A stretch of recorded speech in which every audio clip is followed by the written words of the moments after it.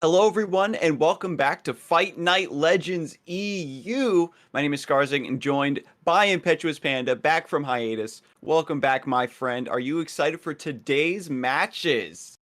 I am excited because Europe has finally, paid attention to what I was saying and brought a little bit more spice, the spice that I was needing in my life. So I think I'll make it through today without wanting to kill myself with a Zilean and Thresh Nasa. I think there's going to be a little bit more to it. So hoping to see some spicy lists and some of the best players in Europe going at it again.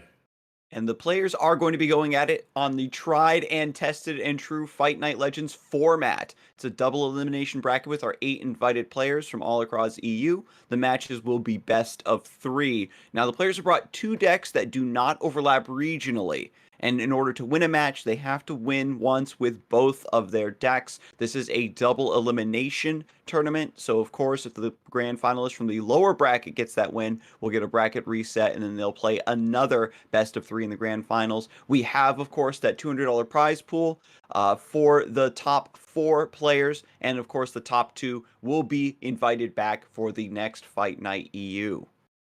And looking at the bracket, at the players, the stars of the show, we have Brat coming in from Bulgaria, a player we all know from very long ago, competing in tournaments in Europe and doing quite well at them as well. Extasio, Spanish player who has become a much bigger name in recent months, has been playing a lot of tournaments and doing quite well as well. Even just Fight Night tournaments, I think he did make it to the winners final when he was in his last edition. We have Pavalici coming in from Russia. Sounds Italian, but he's Russian, so don't fall for the debate. And we have Casman, obviously a very well-known community member, caster, and player as well in this case, coming from Romania. We have Cannon, who I believe is from Singapore, and we have Mr. Bear, who I believe is also from Singapore. Yeah. So it tends to happen when we have 2 players from a country, they queue up in the very first round to have a little civil war there. Kind of, it's a European tournament with a small Singapore civil war in one of the quarterfinals. Makes a lot of sense to me.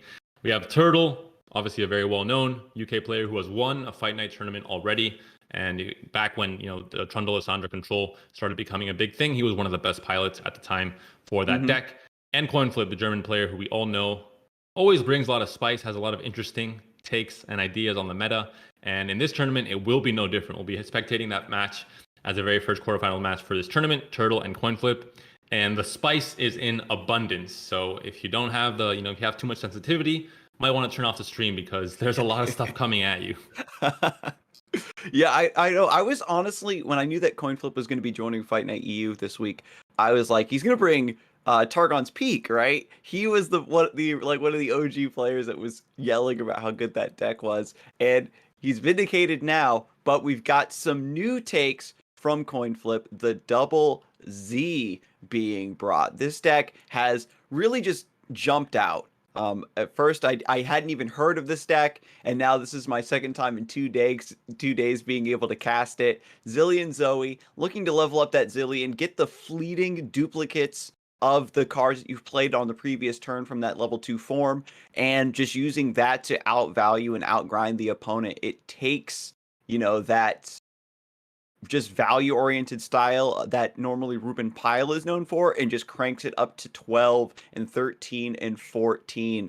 I've yet to see it go at full capacity, but hitting an early Zoe and a Zilean with that Soothsayer that's a one-of means that it's going to be so difficult for your opponent to stop things from going south from there. And my question looking at the deck name here is, I think Coinflip is hoping that this deck will take him to the ZZ top of the ladder, but it might be the ZZ bottom because this deck is maybe too much spice. There is a limit to how much spice you can include in the deck, and this one might have reached maximum capacity. A lot of cards that I have never seen played in my life, like Soothsayer. So this is going to be a first for me, at least, casting this card, and we'll see what kind of results these decks can make. Once you're already into a meta where everything seems solved and there are no new ideas that can even hope to breach the even like tier 2 levels, we see decks like these that maybe are this curveball we were really thirsting for at this point, where it seems like everything else is so stale, but some of these players are still experimenting and trying out new things and hoping to find maybe not the next best thing, but the next good enough thing to bring to tournaments. Exactly. But yeah, one or two good matchups against top tier decks can be perfectly fine. If you're losing against everything else, but you can beat the top tier, that's perfect for a tournament. You find the matchups you want. Triple Hush, maybe that goes a long way. And Coinflip, no doubt, has put in a lot of practice with this list. When he zeroes in on an archetype, that he's going to try his darndest to make it work. And that brings us to the other, of course, Coinflip deck, Spooky Karma, which I think anybody who's familiar with this player knows that he's been trying and experimenting with this list for a very long time, is comfortable piloting it, but it has very, very specific matchups that it's trying to find in order to thrive. The one of Go Get It, lets you do really cheeky things with the Rekindler to get that extra copy. Summoning it in play and adding one to your hand, and who knows if we'll finally be able to see that value if he has to take over. So we've got Double Z and Spooky Karma, so this lineup could just be looking to go infinite, so to speak, and the games will become Z, Z, Z, Z as we all go to sleep while our opponents are waiting to lose the game eventually. Yeah, Spooky Karma, I think, should have been renamed to Sleepy Karma long ago. At least in my personal experience as a caster, I have had to, I'm not facing the deck because I'm not playing, but it's almost as I'm the one facing the deck because they turn into 1-hour matches, and it is not a pretty sight to see when you're just, completely super reactive game plan, waiting for your opponent to expend his mana to then do some crazy karma stuff once he's on the board and you can double up spells. It is a deck that obviously is maybe the most late game deck in the game. Obviously, Aurelion Sol and a few other new cards have something to say about that, but definitely one of the first kind of staple decks that you thought, this is the deck that's always going to be passing and hoping to go late into the game because that's where they get a lot of their value and their game plan online.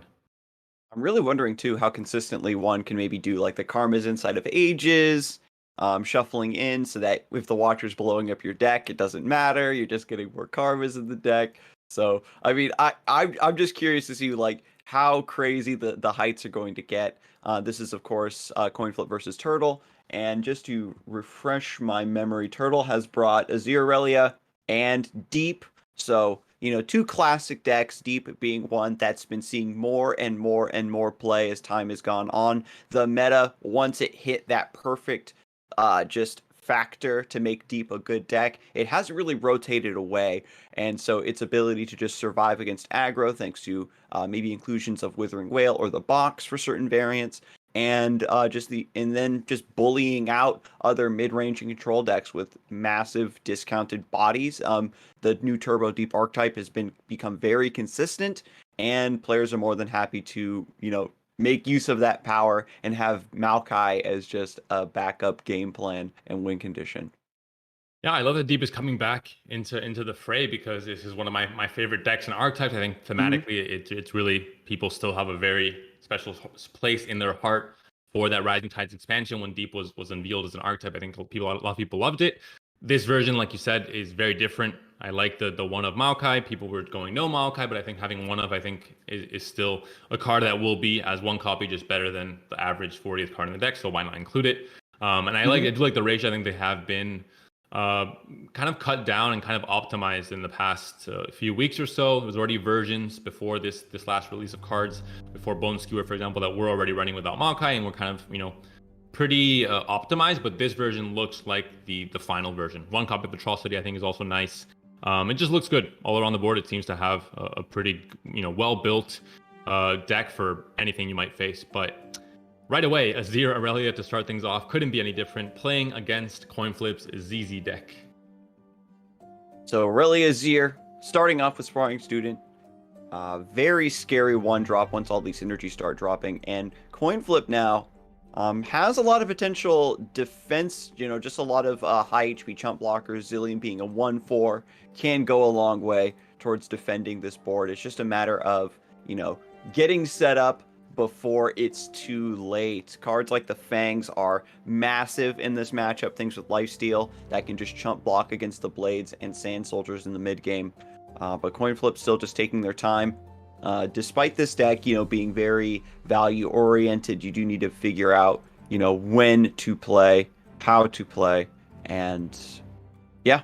Azir Aurelia, I think, has just developed a reputation for being very punishing. So Coinflip just taking the extra few seconds here to plan out the next few turns. Double Sparring Students, and we see Aurelia obviously already in hand. Missing some key cards. Obviously, you want to have maybe Deus as early as possible. Azir, that's kind of the god tier curve, obviously. And the attack token turn, which attack token you have, also matters quite a lot in this deck, because there can be such a huge difference between attacking on 2 or 3, and depending on your hand as well. Double Shapestone, maybe not what you want to see early on. It's a great top deck finisher later on where you're trying to push some extra damage by surprise. But without Dias even being here, it's really not even activated. So I can't say that is the best draw there for Turtle. Early Zoe, this is great. Try to pick up a Crescent Strike or maybe even Equinox to even things out in the later stages of the game. Double Sparring Student without Emperor's Deus, as you mentioned, is pretty weak, but it's your 1 or 2 top decks from just making this board absolutely frightening. Azir coming down next turn could be great. We know that the double Z deck doesn't have an answer to just remove Azir from the board. You're looking to just play defense and survive and then outvalue. And we've only seen this happen a few times, right? Azir Aurelia, where you just survive the onslaught and they run out of cards and then you're able to take over the game. With Solari Priestess also coming down, maybe getting this Meteor Shower or Golden Sister, a lot of really strong options here being offered. The Warrior being able to snipe perhaps an Azir or Aurelia, etc. could be quite powerful, so hopefully Coinflip makes the right choice. Golden Sister very good, but I'm thinking, are we even going to make it to turn 6? Azir Aurelia is a deck that really just starts ramping up in its ferocity very quickly, and sometimes turn 6 is too late in this matchup. It is the case, especially with a deck that, the Coinflip is playing here. You don't have that much health to just trade very often. You're going to have to, with one hit on the Sparring Student, they're at 4/4 already. The Zoe's dead, the Priestess is dead, you're out of mana for this turn already, so things start, getting fast very quickly, and it might be a little bit too slow here from Coinflip. And when you're being threatened with this much damage, you have to trade it away, right? You can't just take this hit. If there was a Fangs in hand, there is double star shaping, but this is one of those matches similar to Discard Aggro, where, if you're just healing your Nexus for 5, you aren't actually developing defense. The damage that's just present in play at that moment is still going to offset that healing. But takes the hit, needs to keep this Zoe alive, wants to keep going for value. There we see the Serpent in hand is also great as just, 0 mana tempo on the board where you need it most. And right now you can also challenge Irelia and try and get the kill. Of course, the Shapestone's there in hand just to give a little bit of health to Irelia will be pretty massive. And there isn't really any kind of combat trick that Coin Flip has in hand that can do anything effective in this case. I really wonder if Coin Flip is going to take the risk of pulling the Irelia, maybe baiting out a Shapestone on defense, or just forcing Turtle to cast a lead and follow. Or just take maybe a slightly safer route, pulling the Sparring Student, and then Turtle has a couple options from there, whether or not you actually do bother saving the 1-drop. Without, Azir or Deus, it's not too scary just yet. Exactly, that's the biggest thing. Because you're missing the Sand Soldier synergy, these kind of Blade Dances on your defense token turn aren't really too scary. They're just going to be annoying, obviously, but you can't really make use of these buffs on the Sparring Students, for example. You can try and buff the one that just got, got the vulnerable tag to try and at least help it trade with whatever's trying to kill it. But obviously you can't just swing in with the Sparring Students on this turn. So you're going to be losing a lot of value in that sense. So the 1/1 being presented here, Turtle could potentially go for double Shapestone to clear the Sand Spinner, and this would save the Sparring Student for another rep. And also using the Bakai Sand Spinner over the Merciless Hunter in order to give Vulnerable, just to cover those outs, right? Having 1 extra point of attack power to guarantee this trade goes through. There's the double Shapestone, so the hand is emptied out just to get some trades here. The Sparring Student kills the Sand Spinner, and the Irelia survives the attack from the Serpent. But now the hand is looking pretty sad. Sometimes it doesn't matter too much because, again, this deck is so fast that you only need a few cards now on this attack token turn to try and win it. We'll see what the top deck is here for Turtle. It's going to be a little bit more Blade Dancing action.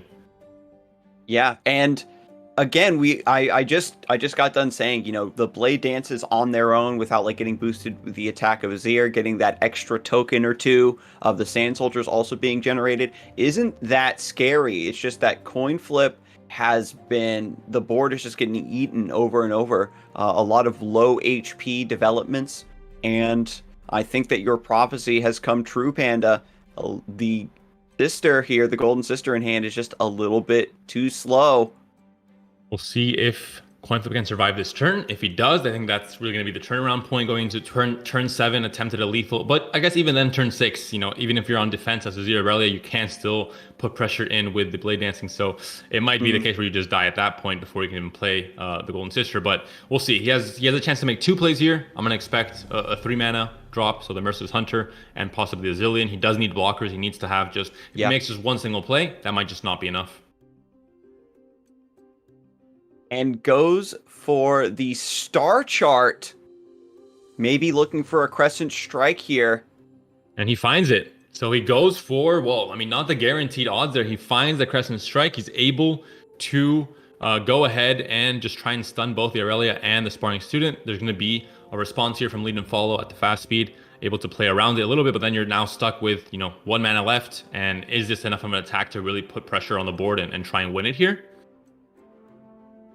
Ooh, yeah, I know, because then there's still another attack on top of everything else, as Irelia does level up. And correct me if I'm wrong, but the Blade Surge, even if she's stunned, you would still be able to swap. I believe that was something that was being complained about many times. It's something that, obviously it's not the option here, but just for viewers at home to know. I think even if she is stunned, you swap her into combat, she will be striking whatever is in front of her, the Nexus or a unit. So doesn't seem very intuitive, correct, but that is how it is sometimes, and it definitely adds on to the problems that Azir Irelia poses for most players. And so Coin Flip actually going for the Merciless Hunter, not developing the Golden Sister here. You have the blockers even. Just trying to pull this Irelia before it's too late. Going for Fearsome, actually trying to clear the board rather than developing the defensive lifesteal and elusive blocker here. So now again we got another blocker going into the Blade Surge. Because of the Blade Dance, this does count as an attack, so Aurelia's quick attack does proc for that. And this is it. I mean, you defended this turn, sure, but now even with just an open attack, I mean, you have double star shaping, but you can only play one here if you are going to be coin flip, but you're at 1 HP. That's the problem. You know, once you go low enough, it's just, even if your game plan is trying to finally get into shape, it's just too late. You don't have enough to even block all the units that are attacking, so you literally cannot do anything about it, and that's what the pressure of this deck feels like. And that's going to be Azir Aurelia, to no one's surprise, beating a very spicy and very experimental Zilean Zoe deck from CoinFlip. And to be fair, you know, CoinFlip was obviously trying to play for very specific odds about not having a certain Blade Dance card come out. And that's why you take that line there with the Merciless Hunters. You play for a little bit more control, try to develop the sisters, you know, at a slower point. And there's always a chance that if you take a big development like that into Aurelia Azir, you eat the Homecoming, and then your 6-mana play just gets basically negated.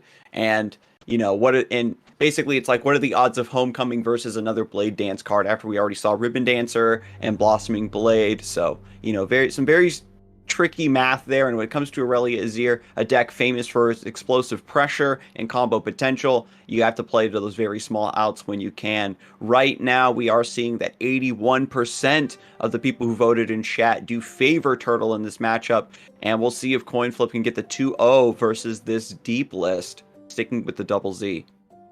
And Turtle, first he brings Azir Aurelia, which I did not like, but now he brings Deep, trying to win me over. So I respect the strategy here, trying to please the viewers and the casters by bringing the worst and the best in life. And looking forward to Deep. I mean, it's a deck, you know, already good start here for Turtle. Missing maybe a bit too many Nautiluses and a bit too high of a curve, but the stacking of the Sea Scarabs, when you have 2 on the board, it really starts ramping up the tossing and going deep very, very quickly. He is going to try and he wants to find, I think, maybe some Stalking Shadows or some ways to find sea monsters for that mid game once he does go deep. Ooh, so we have Zilean predicting actually getting the time bomb being offered.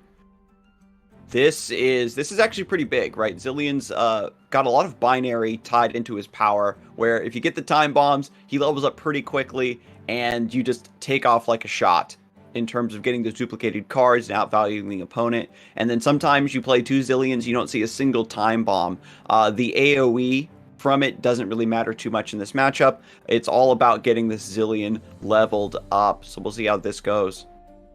Laria Priestess comes down. Let's see what the invoke options are. Meteor Shower here would be good against triple Maokai, but Turtle is a smart man. He brings only 1, so he cannot fall into that trap. Not going to be that effective. The Traveler instead going to be picked there. Just another body to continue invoking and continue kind of playing on the board, keeping things kind of even and hoping to kind of go toe for toe until Turtle goes deep and he starts ramping it up with, you know, a full fleet of sea monsters, which is what this deck is kind of made for now. It's more of a combo deck than just like a full-on control deck like it used to be before. And so Traveler being hovered here by CoinFlip. Just going to go for the invoke, get another body in play. Doesn't have an option to protect the Zilean here from Jaw Hunter. So I do respect that Zilean, you know, the time bomb was held in the hand. CoinFlip, I think, is going to try to gather these in the hand and then set them up as like a level up combo for the second Zilean that happens to come down here.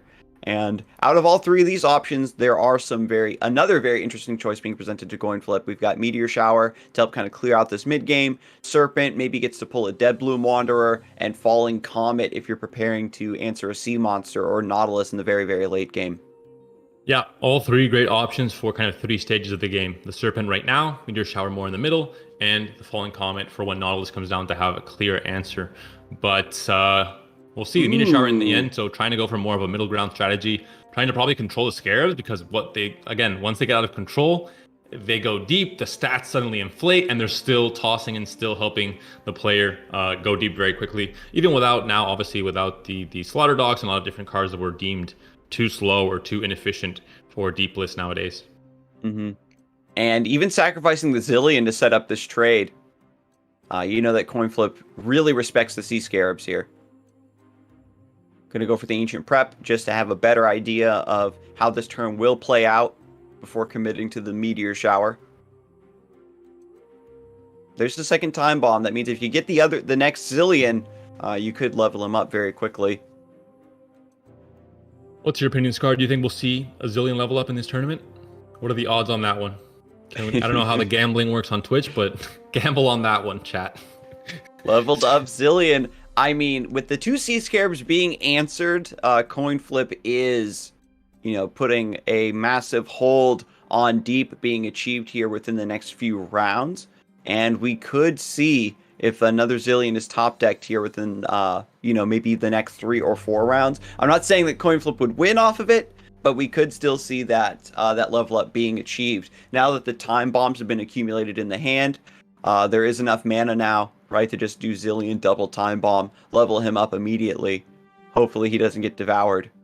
And you deal with the Scarabs, now you have a Maokai coming down, the 1 of copy, which is very important because once you kill it, that's it. There's no other Maokai to benefit from the level up. There's no other Maokai to benefit from the deleting your deck. So it is important that there's only 1 copy here. Even if you flip it and it dies, then you lose a chance to play a second one later down the line. But maybe Maokai now was necessary as an engine. Sea Scarabs died, and now Maokai takes over, trying to get that final push to go deep. And the Jettison was just top decked as well. So I think it will be pretty doable now for Turtle at this point. And sacrificing the Maokai here means that Turtle is committing to the line of developing a bunch of big sea monster bodies to end it. Doesn't want to go for blowing up coin flip's deck and trying to win through pure value. There's a Zilean. That's a heartbreak. The time bomb draws you a card and you get the Zilean, so he misses out on seeing this detonation. There's a Sand Spinner being used as, a combat-oriented removal, but the Vile Feast comes in, Pale Cascade to answer, 7 mana to do it, so still have a lot of options here, not really committing all of it to protect the Sand Spinner. And we'll see with Turtle going in. He's falling for it. The second Vile Feast and the second Pale Cascade in response. So this is just all about the Sand Spinner surviving, trying to kill this Maokai. In the end, does go through, and Maokai will not be able to help to go deep too much more, but with the Jettison, I think it might still be enough. I'm not exactly sure what it's at right now. I think I got a sneak peek there. Yeah, 4 away from deep. So the Jettison will do it. And with the Devourer being used here, Zilean can come into play safely. That being said, 10 HP. Zilean does not have 3 attack, and the little bot next to it does also not have 3 attack, so we might have some problems blocking Nautilus on the next turn. There is going to be a stun there in hand, so that might solve it. And Turtle has a problem now where he has Nautilus times 2. He's going to have only 8 mana for this next turn. He doesn't have any sea monsters. Well, now he has a Sea Scarab to benefit. Doesn't matter too much, though. It would have been played anyway. He has the mana to do it. Stalking Shadows here would be insane. Finding Stalking Shadows, getting a sea monster, being able to double up and get just a huge swing. Again, without fearsome blockers, there's 13 damage being potentially threatened, and with the 2 Pale Cascades gone, based on the trade from the previous round, coin flip now is forced to keep 4 mana open just for this ground slam to stun. 0 mana Serpent just to pass priority, just to see what Turtle's going to do. There's a Jettison, the commitment. You can't keep it a surprise, of course. If you want to attack with Nautilus, you have to commit it at some point, either on the stack or before attacking. And now the attack will come in. And although there will be, of course, that stun available still with the stats added on to all of these sea monsters, the trades will be favorable towards Turtle, but he won't end the game just yet. And he's only with 1 card in hand, so his next few top decks will be very important to see if he can try and end it on his next attack token turn on turn 10.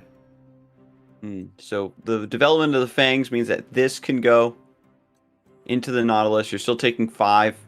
Because you don't want to sacrifice the Zilean at this point. Coin flip shaking his head, maybe looking for something a bit more reactive, like a supernova, to bail him out of this situation. And now moving into this endgame, you're kind of, for viewers at home that might think, what the hell are Zoe and Zilean doing in a deck? This is, of course, just kind of the invoke with some new clothes on top, but it all comes down to using Targon and having a very versatile answers and win conditions through the invoke package later on, and just changing up, the early game and mid game and kind of how you get there. And hitting this combo, being able to outvalue the opponent. This might have worked against an older style of deep, but this newer variant, like you've talked about, Panda, that is optimized to go deep incredibly quickly. very consistently on round 6 or 7 and start pressuring with these big bodies means that you don't have enough time to level up the Zilean. You have to get incredibly lucky with like Zilean on 2 and then top deck a couple time bombs almost immediately if you want to jump out ahead of this deck. And when we examine the current board state, the Fangs is still being put up in order to once again block this fearsome Nautilus. The Serpents have been doing a lot of heavy lifting for coin flip over the course of the past few games. Having a 0 mana 2/1 has been great for just kind of holding the fort. Nautilus is Riptide going to deny this. This ground slam in hand is huge because it's a fast speed response to what Turtle will think is a game-ending open attack next turn. So it is a big deal. You have Pill Cascade as well to give the Serpent some extra stats. There's a Zilean level up. So whoever bet anything in chat, if you bet against it, you just lost all your savings. Sorry to tell you this way. But we'll see now. With the ground slam, I think Turtle will be surprised maybe if he tries to go for an open attack. And his top decks have been very bad the last 2 turns. The Toad into the Jettison is not a late game top deck. Those are early game top decks. So could this be the chance for Turtle for Coinflip to swing this around? Yeah. Unfortunately, even by ground slamming the Nautilus, you're still presenting a perfect lethal. You can do Scrying Sands actually to take 2 HP, 2 attack off of this and survive with 2 HP then. And then you get the ground slam fleeting. You get another Scrying Sands. You can predict further. Maybe even go for the Pale Cascade because you're drawing a card and getting a fleeting copy of it next round. And this is where coin flip possibly stabilizes. Maybe if you can pick up a clutch star shaping or something, or start duplicating the guiding touch. Who knows?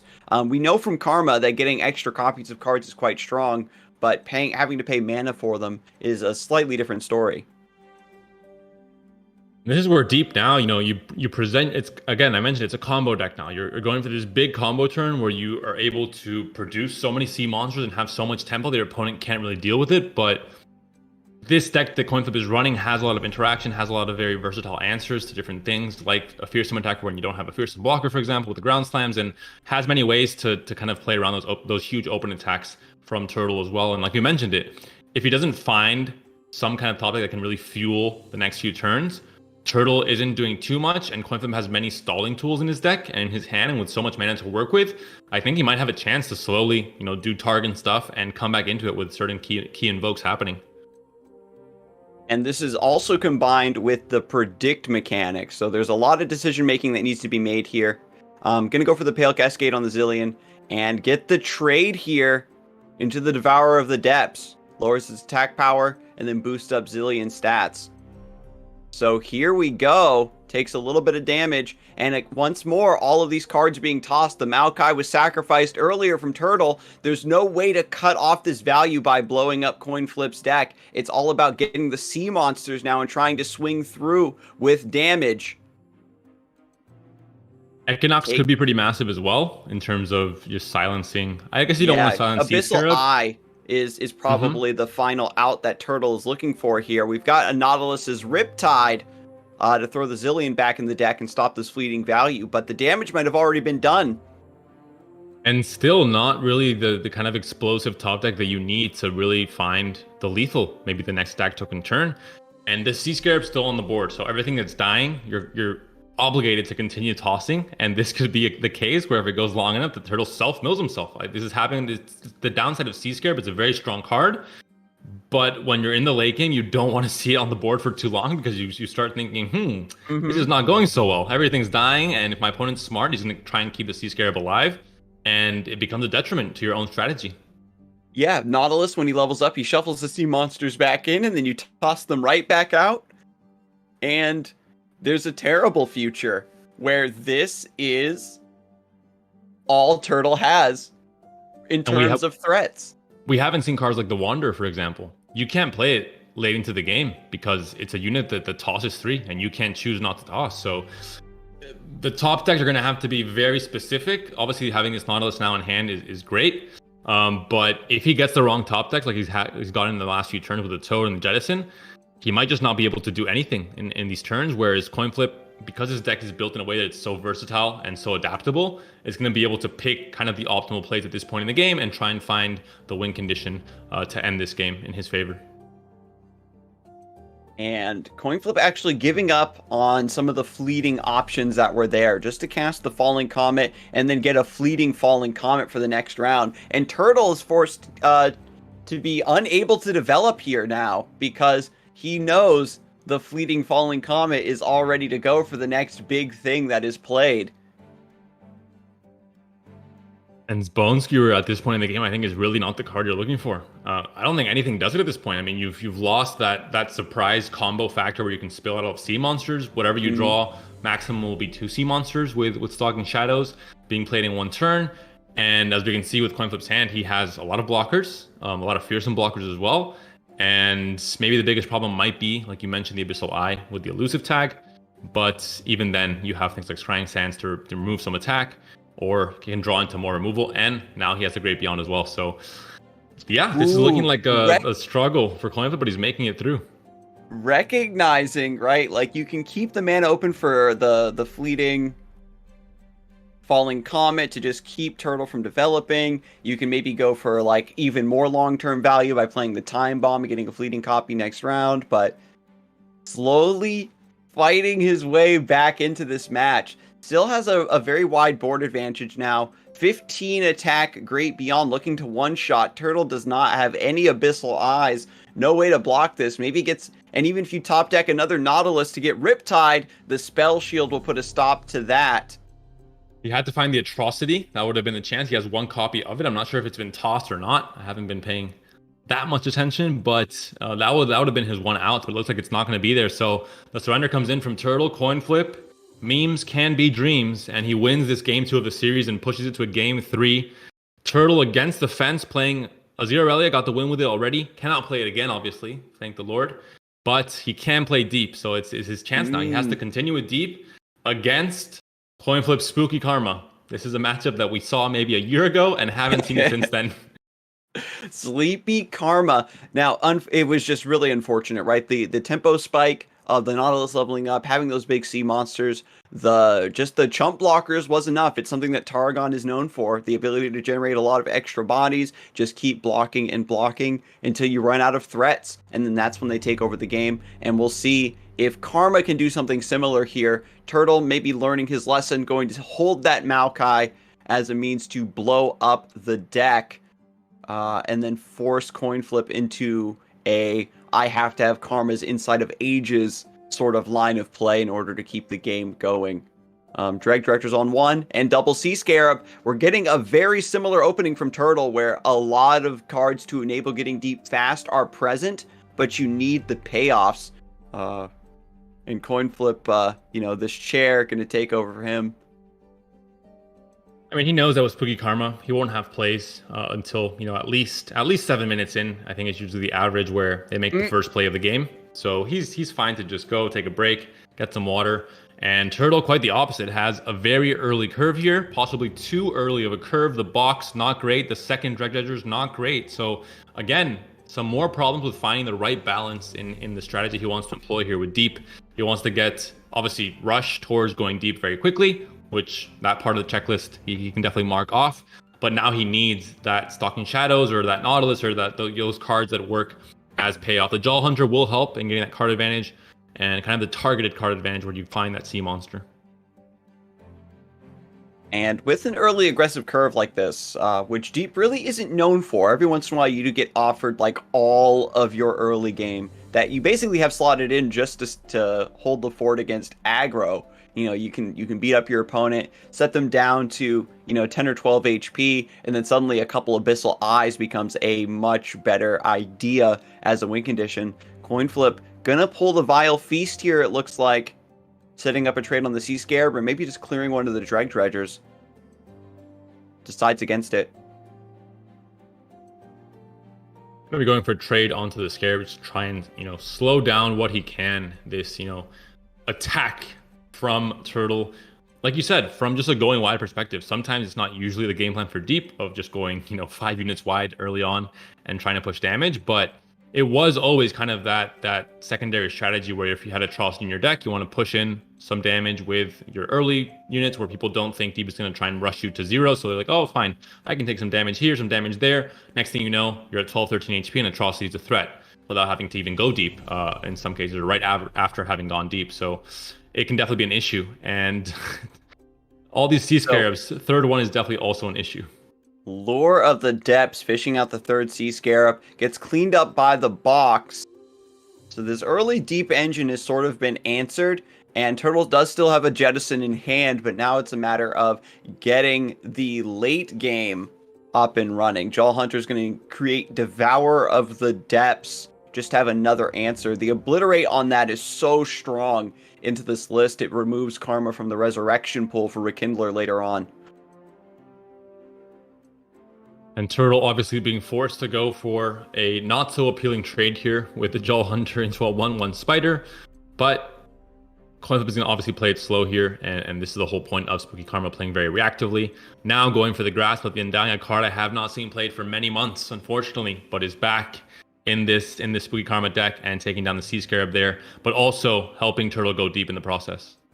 Yeah, that was very close. Set it up with the Jettison and with the Jaw Hunters going down to the Spider to get perfectly to 15 cards, and Grasp cleans up that Sea Scarab number 3 before he takes that big swing of 5 damage. So now we've got Thresh at 6 HP, still is not enough to answer Devourer of the Depths. No Vile Feast to even this out.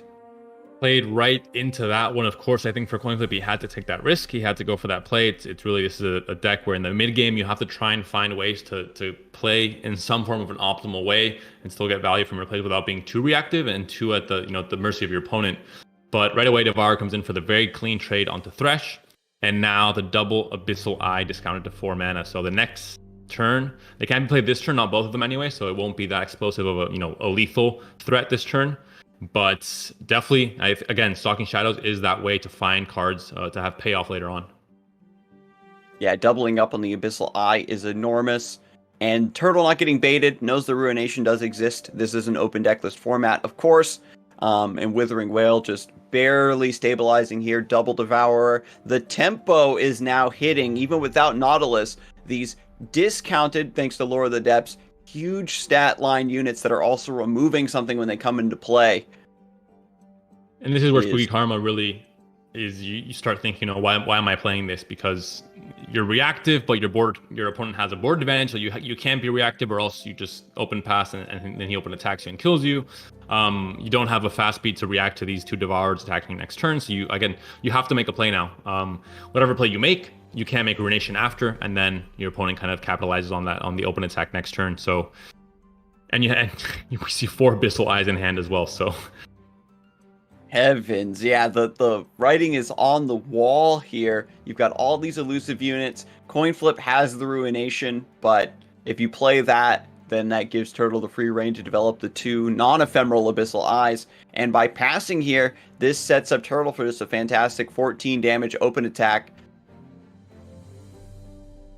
Is he going to play into the... I think he knows that if Ruination is played, he has the double Abyssal Eye to back it up after. So this is a very calculated play from Turtle. If you're just at home, just spamming units and not playing around cards, you might, suffer.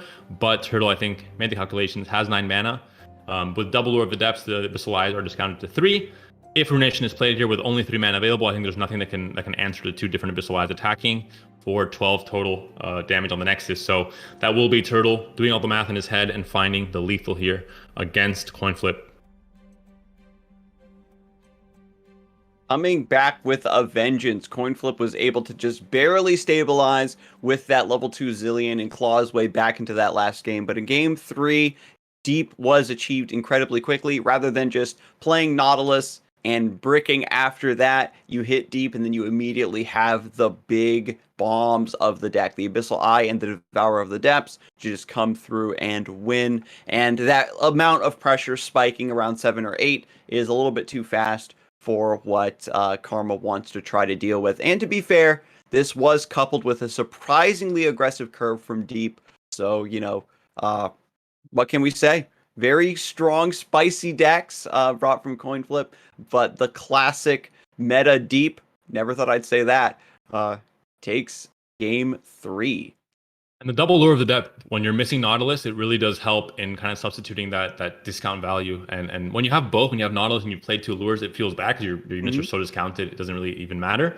But when you're missing Nautilus, double lure of the depths makes so you can still kind of get those big sea monster turns where you're pumping in a lot of tempo. But yeah, Turtle makes it to the next round and coin flip goes to losers bracket. Going to another game in the quarterfinals here, Brat versus Extasio. Extasio playing Lissandra Talia, and Extasio currently 1-0 up in the series. We're gonna just change the name of this tournament to Fight Night Memes Can Be Dreams, because we're seeing a lot of very spicy stuff to start things off. The Thralls. This is another deck that's really come up in the metagame. It's one of those lists that just when you think of what it does, it seems like such a Timmy deck. You immediately disregard it as being something that's not competitive. But so many players have actually tuned into this archetype and begun to optimize it that, you know, we're seeing board states like this very consistently. And now we've got 2 leveled up Lissandras facing off, but I'm only seeing one of them with massive attacking stats. So here we go. This is a fantastic open attack for Extasio already. And ironically, there's a Watcher in his hand as well. There's probably going to be a full swing coming in. Yeah, I think it makes sense here. But still going to be a lot of reactive spells from Brat. Has 12 mana to work with. Going to have that Flash Freeze at the very least for one of these 8/8s. Has the Ice Shard to threaten the 8/1 that would be dying to it as well. And we all know, of course, the Lissandra potentially could get sacrificed. You can very easily block one of the 2/2s just to cut off some of that damage. Even when you're swinging with a lot, tough on the Nexus, -1 from each instance of damage is pretty important. Ice Shard, Withering Whale, healing for 3, killing off both of the 2/2s as well, so reducing some of that damage from coming in at all if there is no reaction from Extasio, and there seems not to be. So Rajikata will survive to live another day, and the board has been mostly cleared here from Extasio's side. Can try and develop it now, but an 8 landmark counter obviously will be reduced. There's a lot of synergy in this deck that aren't going to really be there for the TLC deck, obviously, with the landmarks, because it's not really meant for that. But in this case, it is kind of the focus of the deck, and it's the reason why Talia is also included. And this is very close. You can see that Brechkata was probably, from what we can see, forced to play these combo pieces a little bit out of order. There is just a full cost Watcher still in the hand. Trundle coming through to generate another pillar is great, but at this point you need the Spectral Matron. You have to blow up Extasio's deck and try to win like that. At full HP and a tough Nexus, the threat of so many 8 attack overwhelms coming through. It's only so long you can hold down the fort. And with so many synergies, as you mentioned, to discount this Thrall, this Frozen Thrall, that has promising future on it, to get 2 more, Extasio might actually be able to play the Watcher before Brachikata. And of course, Extasio has to play very passively. If Brachikata passes, which he wants to do to try and, draw into more cards, find more of his combo, go late into the game, then Extasio can't really commit more because Brunation is obviously going to be a possibility. And Brachikata is someone that I know is playing 2 copies, with 2 copies in hand as well. He thinks in this meta, it is a very relevant part of the deck. And so I think he's quite comfortable knowing that there's going to be a lot of resets if Extasio goes too far in the commitment. Yeah, also adopting the tech from Spikes that we saw, where you're running the Flash Freeze rather than the 3 Sisters, where you don't want to pay that 1 mana premium. You need the Frostbites, especially in this meta, where there's some heavy hitters that need to be addressed. So just playing at maximum efficiency here, and as soon as this landmark hatches, if Extasio can set it up so that it hatches at the start of the round, so there's just an open attack. But if it hatches in the middle or use a spell to accelerate that, then Ruination can indeed wipe all of those thralls, and it will just that would be a tragedy. Trundle coming in now will help next turn at being able to play a pillar, for example, next turn, and try and go for that, the Water coming down as well. So we'll see if Brachikata can kind of race down his own combo before Extasio just goes off with his landmarks, turning into very big thralls. And so here we go. We've got the Ice Pillar. That's going to fill up 8 more mana. We've got the Fading Memories now. And so maybe Brachkata was indeed able to buy enough time here to discount the Watcher without Spectral Matron, without a lot of other combo pieces. Asses. The Vulnerable also coming in might be important here at Brachkata being able to deal with some of these units, like the Lysandra even, just to kill it right away. And take the toughness off the Nexus as well. Mm-hmm. Yeah, because Trundle is still going to gain a lot of attack power on this swing. The 2 pillars in play, the 2 Ruinations in hand, the Icequake. And so there's going to be a lot of Overwhelm swinging through to threaten. And we've seen this from time and time again. It's not just about the Watcher blowing up your deck. It's about that high attack power, everything else that this deck is capable of when it comes to the Trundle Overwhelm, the 0 mana Ice Shard being generated every round, where they have so many win conditions operating simultaneously against you.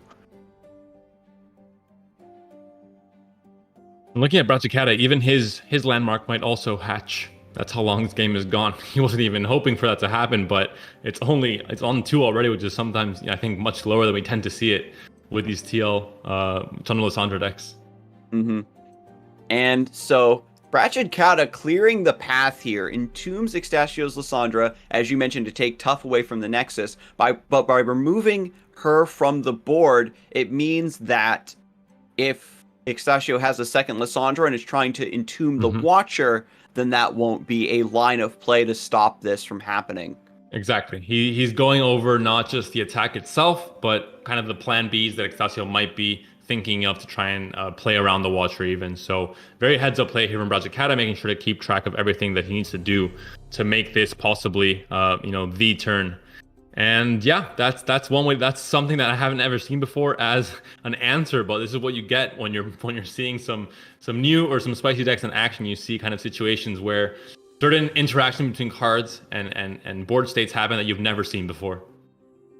The time in a bottle to break Lysandra out of jail is going to bluff. Yes, I indeed have the Entomb. Without Spectral Matron, Extasio knows that Brachkata only has the 1 copy of the Watcher to play, and as soon as this leaves the hand, you won't be able to duplicate it again. I think all the Fading Memories have already been spent for these Ice Pillars. There was an Ephemeral one, I believe. As soon as we tuned in, there was an Ephemeral Pillar that had died. Mm-hmm. I think here for Kata, even though obviously you're being given information that this is useless, you still have to pull the trigger here. You still have to, you can't just not do anything and just like, oh, well, he did this for a reason, so I'll just pass and go cry in a corner. You still have to go. And surrender comes in, so the bait was not taken. I think Extasio was able to at least flex his brain muscles a little bit, impress the viewers at home, impress us as well. But in the end, the results weren't quite there. And I think that was game 2, so that'll be 1-1 in the series. And now we're going to a game 3 between these 2 players to see who takes it and who advances on to the semifinals to face Pavalici, who's actually just waiting there. So Russian player did make it pass in that first round against Casman. Excellent. I mean, like I said, there's a lot of different win conditions working in TLC's favor, and that was just a mind game to potentially stop 1. But we'll see who's able to take home game 3. And this first set, we've got Brachkata on Dragons, and Extasio running it back with the Thralls. Brachkata on Dragons, I don't know why, it just gives me, he's always a player that likes these kind of mid-rangey lists, even way back in the day, like EU Masters, like 6 months ago when Targan first came out. He was one of the big players playing Easo decks with Leona and kind of this mid-range Demacia. I believe it was back then, maybe I'm misremembering, but it just feels so right that this is his second deck. I think he's always been a player that's gone with these mid-range strategies.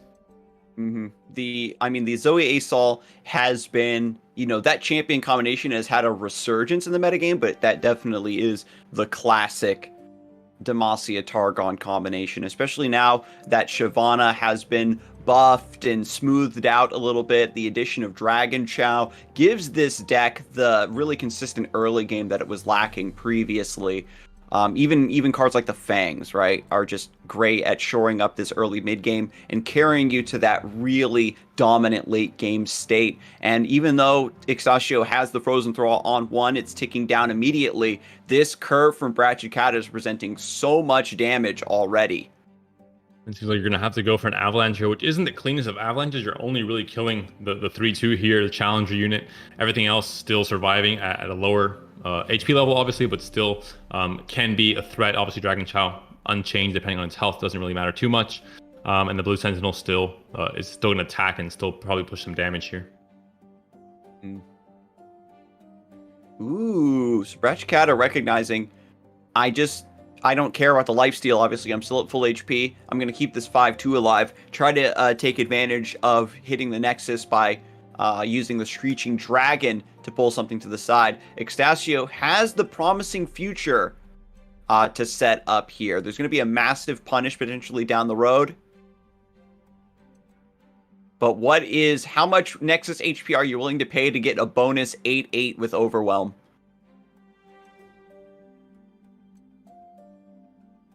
That's the question with this deck. It's a lot of, how much can I give up in terms of current board state and tempo to invest into the later rounds without, dying on the way? I think that's really the question you're asking yourself while playing this deck. It has obviously a huge payoff, but you have to do a lot of very awkward plays and save up a lot of mana that you can't use to develop your board in the mid game, and that sometimes against decks that put enough pressure on the board or that are fast enough, you are kind of caught in the middle, kind of like with Deep in some ways. Mm-hmm. And so Ixtasio actually avoids that really big punish by just going for the Time in a Bottle rather than the Promising Future, floating a little bit of mana, having some flexibility. Doesn't even develop Lysandra for defense. Wants to cast both of these cards. You can see how many rounds ahead Ixtasio is thinking. Gets the Promising Future right on time, and now is going to have 2 8/8s to stabilize this board. And thanks to the healing from Blighted Ravine, the massive swing that just took place doesn't feel that bad. And even though Brajikata had mana to use to develop, if you develop, you're developing into the Blighted Ravine. So it's kind of like a, hey, chill out for this turn. Let's take a break. Let's take a pause here, and then play again next round. So it does really kind of slow down the tempo of the entire game, even if it's just obviously, you can just play around it and not play anything, but that's already going to be in favor for Ixtasio. And so Ixtasio actually holding Lysandra, I think kind of indicates that he wants to go for the Watcher combo here. We've got 2 Thralls now. Lysandra's leveled up. If you play her, you get the Watcher in hand, and then it's only 2 more Thralls need to be achieved. And maybe you can end the game before Brachkata is able to get this combo. We've got Eclipse Dragon on 7, Aurelian Sol on 8, however. So this is going to be a photo finish. Already at 4 HP. Unable to stop these Thralls thanks to Blighted Ravine clearing the way.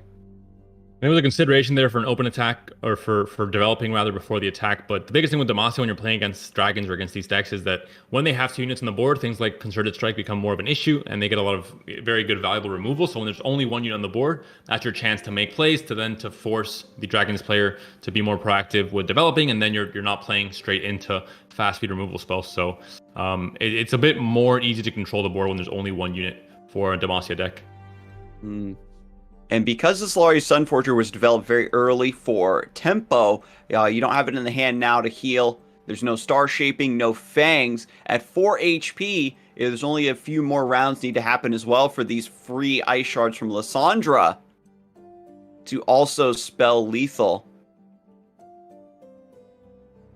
Ice Shard number 1, also taking down the spell shield on Easo. There's going to be, a little bonus there that could be of help when it comes to freezing, for example. We have 2 flash freezes in hand here as well for Ixtasio, so could definitely be some key cards or just a key spell to remove as soon as possible. And this is honestly a great outcome for Ixtasio, right? You've got all of the defensive tools you need thanks to Freljord, and then the Thralls are just your heavy hitters. They're your enforcers, and you've got your opponent on a clock in so many different ways where the Thralls are going to hatch and just hit them by having a wide board. The Thralls hatching are going to discount the Watcher, and Yeah, it's hard to envision a win from here. Brachkata does have the supernova from Aurelion Sol, 17 out of 25 power in play. Get that level up, and if he can pull off the miracle, a leveled up Aurelion Sol maybe could just swing for the fences and level out this game. Could have entombed the Easo there on the last turn, opted not to, going for the open attack here now. He did heal the 8-5, which I think I like because it makes it so the concerted strike with only the Eclipse Dragon, if you freeze the Easo, won't kill it, for example. So I think that's a nice little... And your health, I think, won't matter in this case. If you lose the game, it's because you've already lost the board, basically. So pretty heads-up play there from Extasio. And then you've got Three Sisters Entombed to move this blocker out of the way. Brachkata, unfortunately, does have the Hush or an even concerted strike to try to stop this. If you go for the Hush, then you still get the Ghost blocker.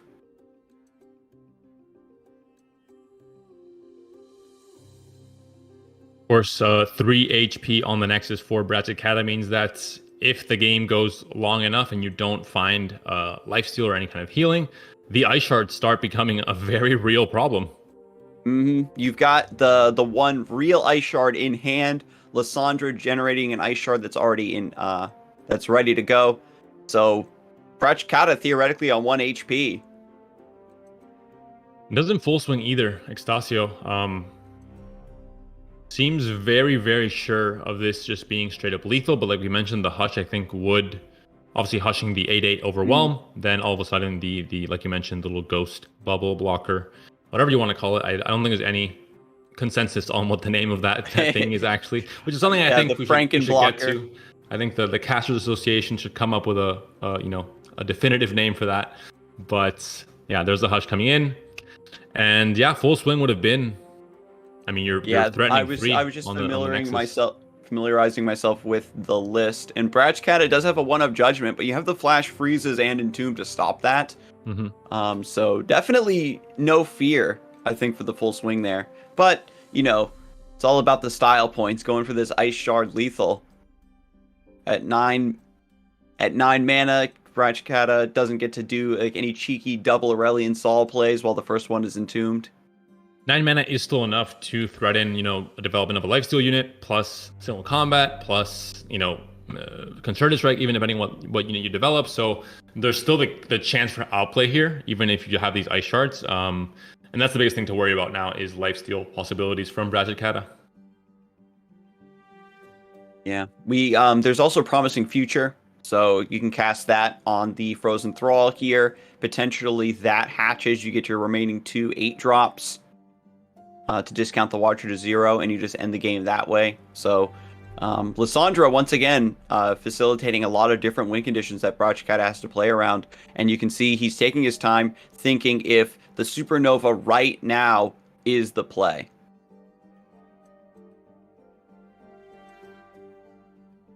And like you mentioned, there's so many options that it also becomes kind of a pretty difficult task to go through all the options, think about all the optimal ways to implement, to go through these different win conditions and all the possible counters that Brachkata might be able to develop, and it's to stop this from being a definitive win condition or definitive line. So it becomes a bit more difficult. There's the Obliterate on the Lissandra, making sure that no more ice shards are generated. And also scooping up that Frozen Thrall. Brachkata respecting that landmark. And so with Aurelion Sol about to tick down,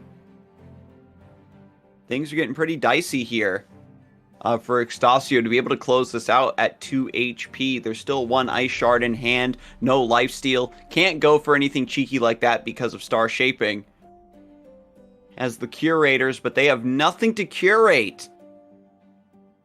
It's a sad time in their lives when they can't curate anything. Their purpose is gone. Their life is meaningless. And so might Extasio's if he can't find a way to close out this game and close out the series, because we are in Game 3. This is the final series of the quarterfinals that we're waiting to conclude before we move on to the next round of this tournament. And is the play to just develop the curators anyway and go extremely wide and just try to punch through, have something connect with the Nexus? But the round ends, Aurelion Sol reappears We've got the double ice shard YOLO. Uh-oh. You're not going to win through combat, but all of a sudden you have 2 ice shards in hand off the top. And looking at the hand, card by card, I don't see any answers from Brat and Kata's side. It's a deck that's very versatile. It can play around, units. It can play around the board. It can control the board in the game. But can you control the double ice shard finisher? He's letting it rip.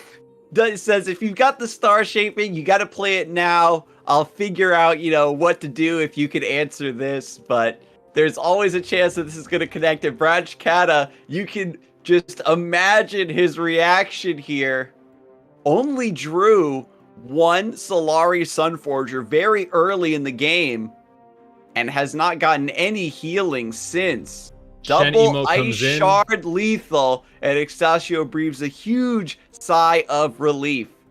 The double ice shard lethal was like 73rd on the list of win conditions for the deck, so Extasio is very happy to see it go through. It's not how he had planned things to go, but a win is a win. He moves on to the semifinals. Memes are still dreams here. We still see players that are, bringing spicy lists and doing well with them. I suggest all Fight Night players in the future to do the same thing. Just believe in yourself, believe in the heart of the cards, and you will find success. Do not bring a Zilean to any more tournaments or else. But that will be it for this quarterfinals. We'll be going to a very short 5-minute break, and we'll be back with the semifinals coming up very soon.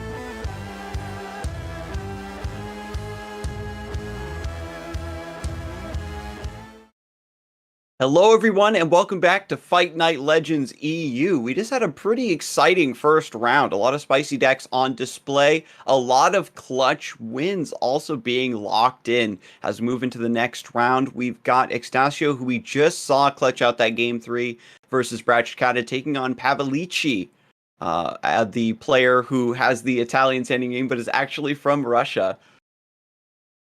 Yeah, we just saw again Extasio doing work with his Lissandra deck that we didn't expect maybe to be as competitive as it was, even against a deck like TLC that is maybe the opposite, very much the definition of a competitive deck. But again, surprising stuff happening in this fight until now, and a list that, like you mentioned, I think at the very start of this tournament and this broadcast, a list that was considered a meme, that was always, especially to Leah before some of these newer cards were added, was just not really well supported within Shurima. Now starting to become more of an actual, tier 2 deck that can have some good matchups, that can be brought to a tournament in the right settings and get some good results with it as well. So we'll see just how far Extasio can go with this list. And this might be a performance where if he goes far enough, it would really, really catapult the perception of this deck to change it from a meme to kind of a tier 2 competitor. And this is the sort of deck that has a lot of combo pieces and a lot of synergies where once we get more players like shopping it up and testing it out, we'll have more input as to what the proper mixture of cards actually is. Some variants like run triple imagined possibilities. Some versions don't run triple promising future. Some variants opt for 2 copies of the clock hand. So there's still going to be a lot of flexibility and a lot of tweaking for this list. But right now, the deck seems to be doing just fine for Extasio, and I'm happy to see it here at Fight Night EU. Second deck that Extasio is bringing is also going to be deep, very similar to the list that we saw from Turtle in the quarterfinals as well. This time without the Maokai, without the Atrocity. So this is really just all in onto that Sea Monsters combo. This is kind of the evolution of the Spanish deep deck that Brexitos played in the seasonal the last seasonal a month ago. And Extasio is also a big proponent of deep. I've seen him trying out different versions. He's been trying out Bone Skewer when it came out. He was a big experimenter at the beginning to see if the card was good or not, and he has experience with deep. I know he's a player that really does love this archetype, so he's, I would say, one of the best pilots. Maybe not, maybe in the world, maybe in Europe, maybe in Spain, but definitely someone that has experience with the deck and can really do great things. I think we've seen it perform. I think in the last few tournaments, community tournaments, we also saw deep doing very well, maybe much better than people expected it to do. And it's finding a position as a tournament deck now in this current meta as well. And when you are playing deep into the tournament meta, we can see a small nod to some of the other top tier decks, running a couple beast below just to hold down that mid game. Having a cheap play, especially with Lore of the Depths against dragon lists and things of that nature. And also Shipwreck Hoarder we saw as a one of at the top end. It gives you an emergency way to shuffle cards into your deck.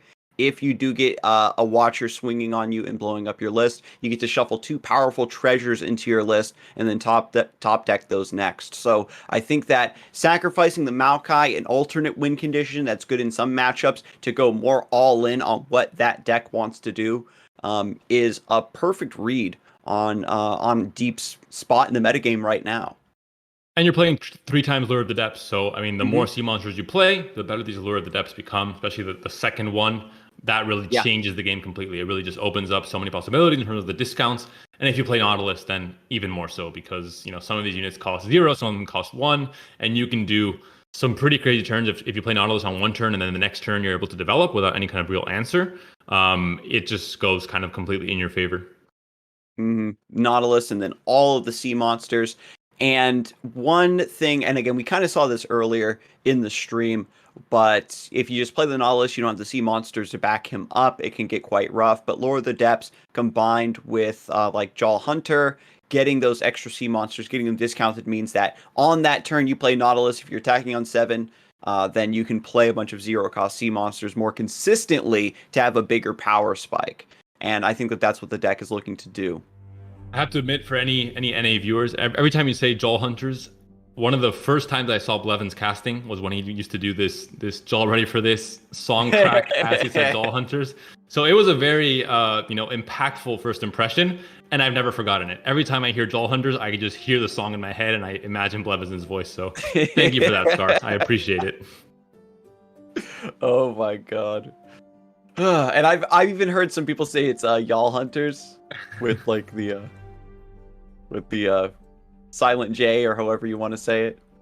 But at any rate, we do have Deep versus Aurelia Azir. When you're playing this style that we just got done examining, where you are all in sort of on your own win conditions, you're running less reactivity, less removal cards against aggro. This list does not have Vile Feast, does not have Withering Wail, does not have the box. So there's not going to be those board wipes to bail you out against Aurelia Azir.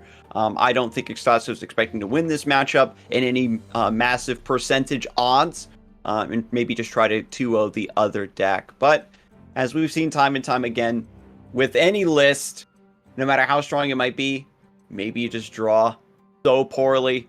That doesn't seem to be the case, though. Pavalici with the Emperor's Deus and Azir.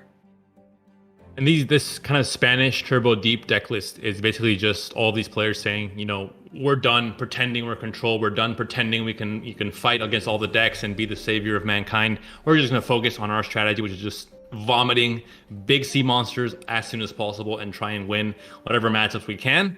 And going into this route makes the deck much more optimized into completing this strategy much more often and much earlier on.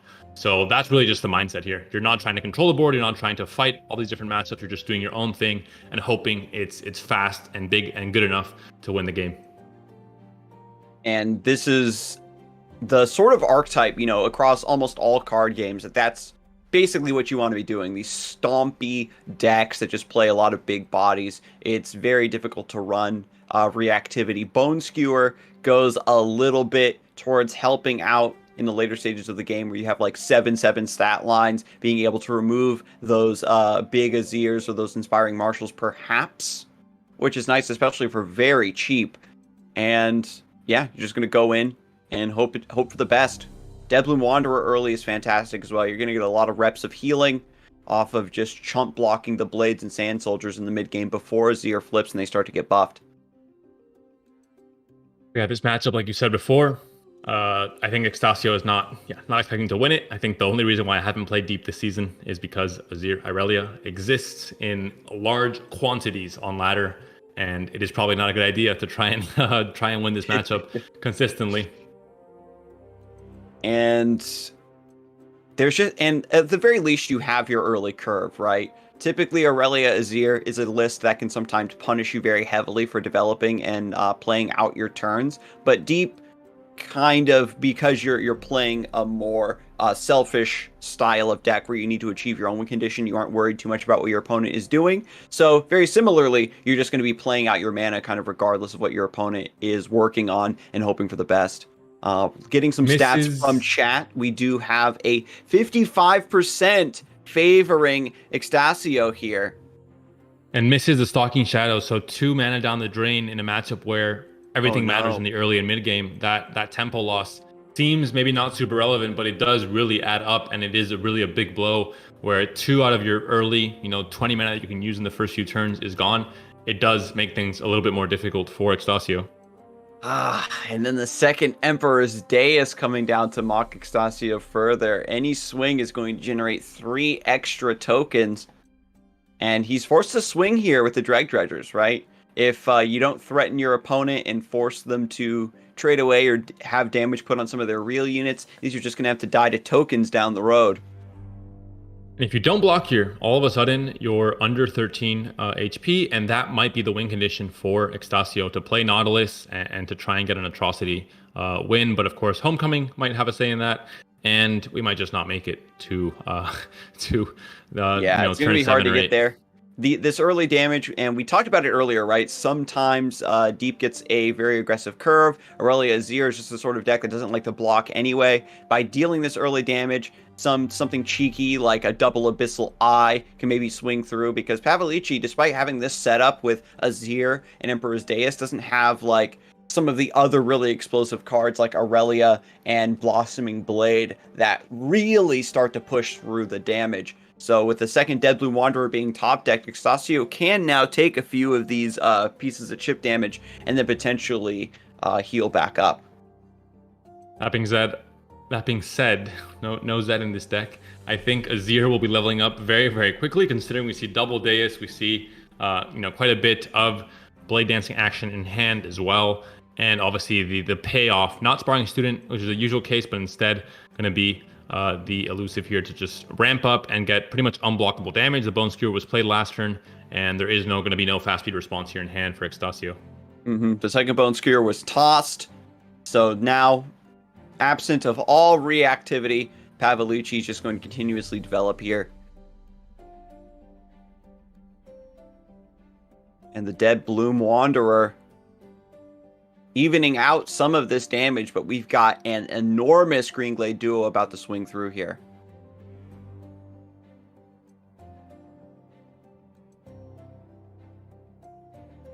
Could see a completely full swing here if you want to. Obviously, the Dead Bloom Wanderer is going to have a chance to trade somewhere down the line with the Sand Soldiers coming out. And going to be a full trade here. Obviously, the elusive now at 10-1.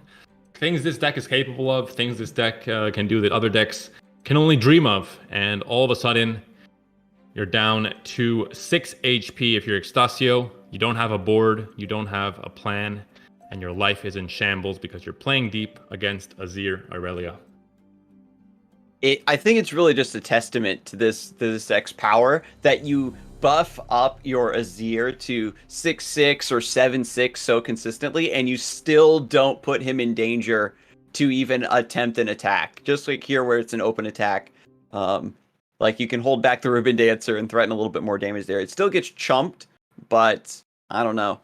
With double Deus in play, I think you can be a bit more audacious with the Azir. But suffice to say, that's just Azir Irelia doing Azir Irelia things. Taking the game one, Extasio is really going to be looking to run back and take it against Pavalici's second list, which is TLC. Deep having a reputation for being quite strong into that matchup. And we saw in Extasio's previous set that Thralls also have play into TLC as well. So it's going to be, I think, a pretty close set. Despite everything that we just saw, it's about, and especially because of the Fight Night format, it's about, tweaking your lineup to, I'll take a free loss and then, try to beat the other deck. And maybe it wouldn't be a free loss, but with the Stalking Shadows whiffing and that turn 6 just not really having a play, just jettison and just 3 turn 7 plays, made it so it was, at that point, completely impossible. So game 1 will be going to Pavalici.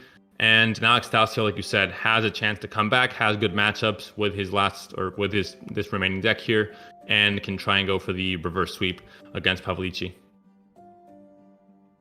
So familiar matchup that we saw previously. We get to see it play out from the beginning now.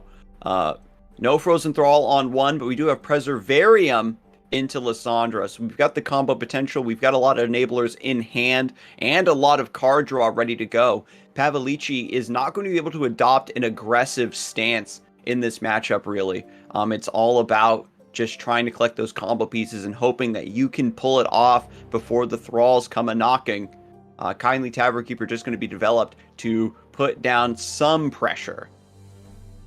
This is where you're running this deck with Lissandra Talia, where sometimes you have to make a lot of choices about, trying to stay somewhat, on the board with tempo and still develop something to defend yourself, and then also develop your later stage game plan. But because there is really no mid-game pressure from Trundle under control, you have to just do your own thing, and that gives you the chance to spend a lot of mana, just setting up the perfect conditions for your late game. And time in a bottle being played here, accelerating that countdown, looking for another combo, maybe Promising Future or even Talia to duplicate this Frozen Thrall before it hatches. Skips. Extasio doesn't like any of those options, is looking for more combo tools to get as many 8/8s as possible here in the mid-game.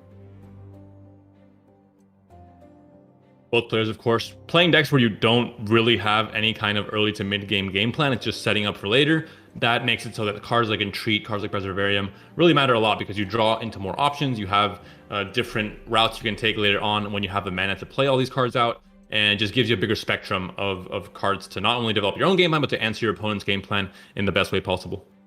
And Promising Future does indeed make an appearance. Extasio getting like all these Preservariums super early in a slow match like this is great.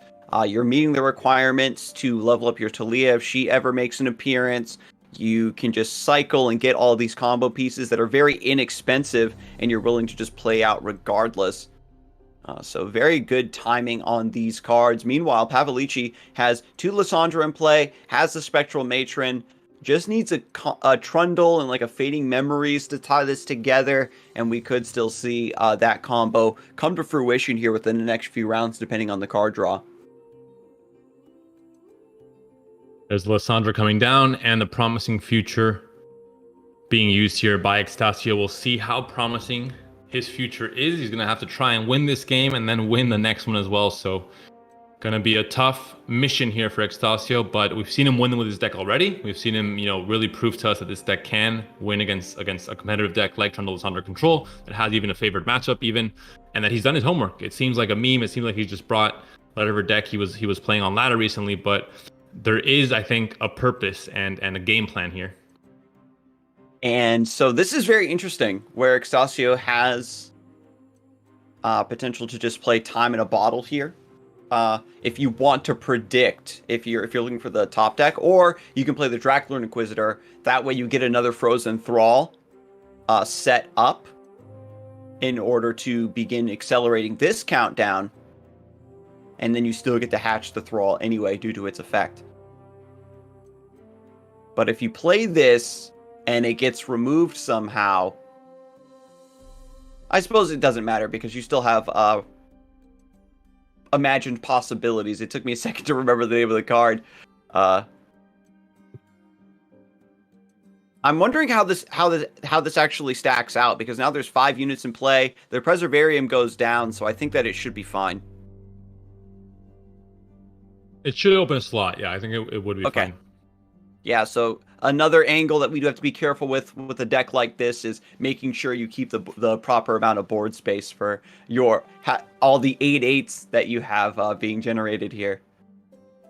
This is something that's not always super intuitive. So if you don't play the deck yourself, you're always wondering, how did this work again? What were the rules for this? It's kind of the part of Runeterra that's a bit more in the limbo that I think could maybe be a bit more clearly defined, with different effects happening in different order depending on when you play them or when the last person that passes. I mean, it's quite complex, I think, for most more casual players, I guess. And look at this, the Dracula Inquisitor drawing out the Avalanche and the box. Pavalici has to give that card so much respect. But again, it's all for naught because there's still time in a bottle in order to hatch this open, get these 8/8s at focus speed, and go for this sweet open attack. Do you want Talia, or do you want the Clock Hand? Takes the Clock Hand. This is going to allow you to hatch this next Thrall as well immediately. Lissandra levels up halfway there towards the Watcher.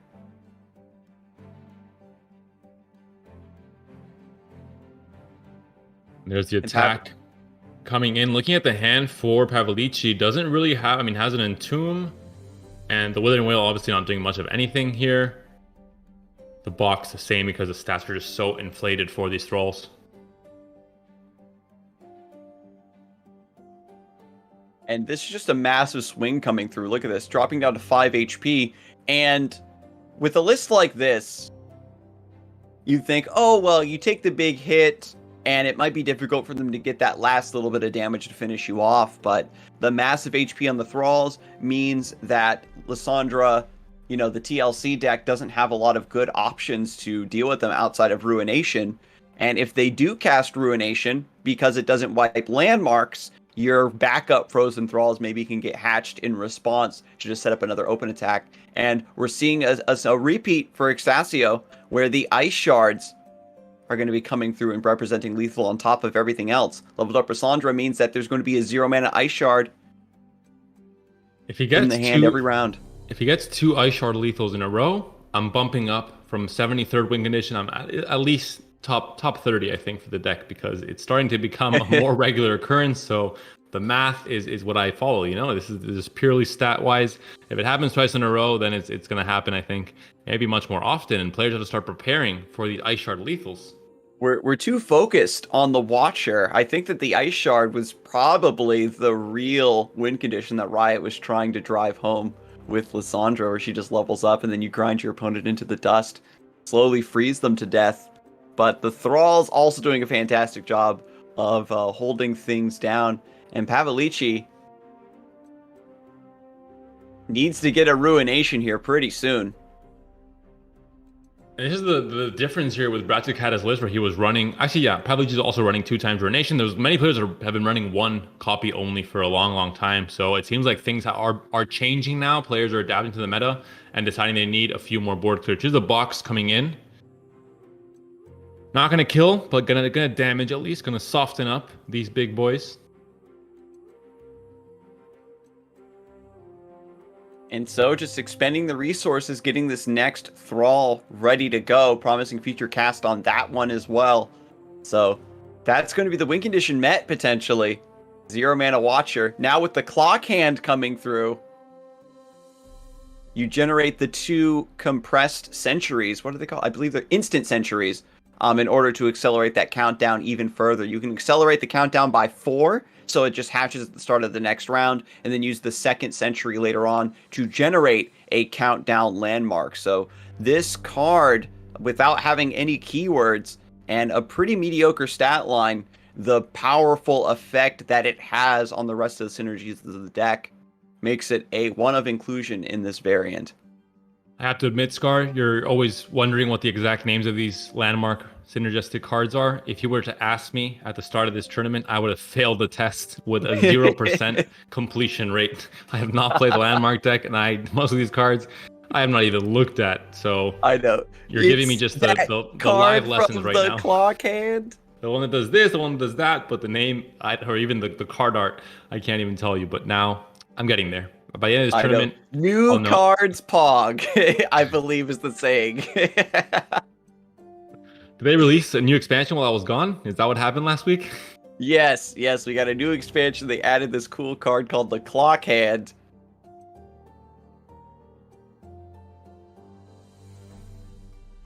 Big Ben coming through. Now, the instant centuries, this is also pretty cheeky, because what you can do is they aren't fleeting. You can hold them, and you can even do, like, you can fish for double Blighted Ravine and stuff like that to try to set up even more burn on the enemy nexus. Yeah, it's a deck that has, again, we're kind of memeing about the win conditions, but it is true that it's a deck that has a lot of, I think, expression for players to do a lot of different combinations and go through different routes of cards that usually in a deck you have, a Zilean, play all your cards and just, try and beat down the nexus. But with a deck like this, you have so many different things you can do, and the plays are so unique or so, kind of outside of the box that it really is, I think, a fun deck to play. And I think it's why many of these players are trying to really optimize it and make it as competitive as possible, because like Deep, I think it's a deck that, just seems fun and fresh and new and has new ways to win and to try and find the win condition. Yeah, I mean, you can count me among the believers. I love those big stats as well. And Pavalici, however, is not going to like these big stats when they come crashing in on the Nexus the next round. All the pieces are in place. We've got Lissandra, we've got Trundle, we've got the Fading Memories and Spectral Matron, but it's just 2 rounds too late. Ice Shard being presented, and again, the Instant Century would be popping open this Thrall here. Stasio just making a little room here with the Ice Shard.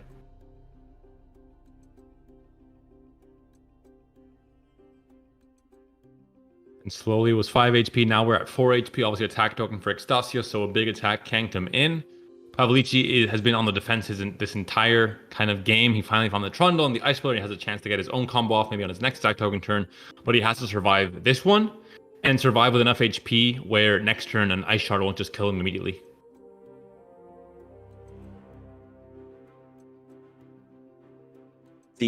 One of the weaknesses that we talked about previously when it comes to Trundle, Lissandra, Matron is that it can't interact with landmarks. That's why, it's pretty rough against Zilean when they develop the Emperor's Dais. Like, Scouts had a really strong matchup into it because they can't interfere with the Grand Plaza. They kind of just get set up and survive with Ranger's Resolve to get around a lot of this removal.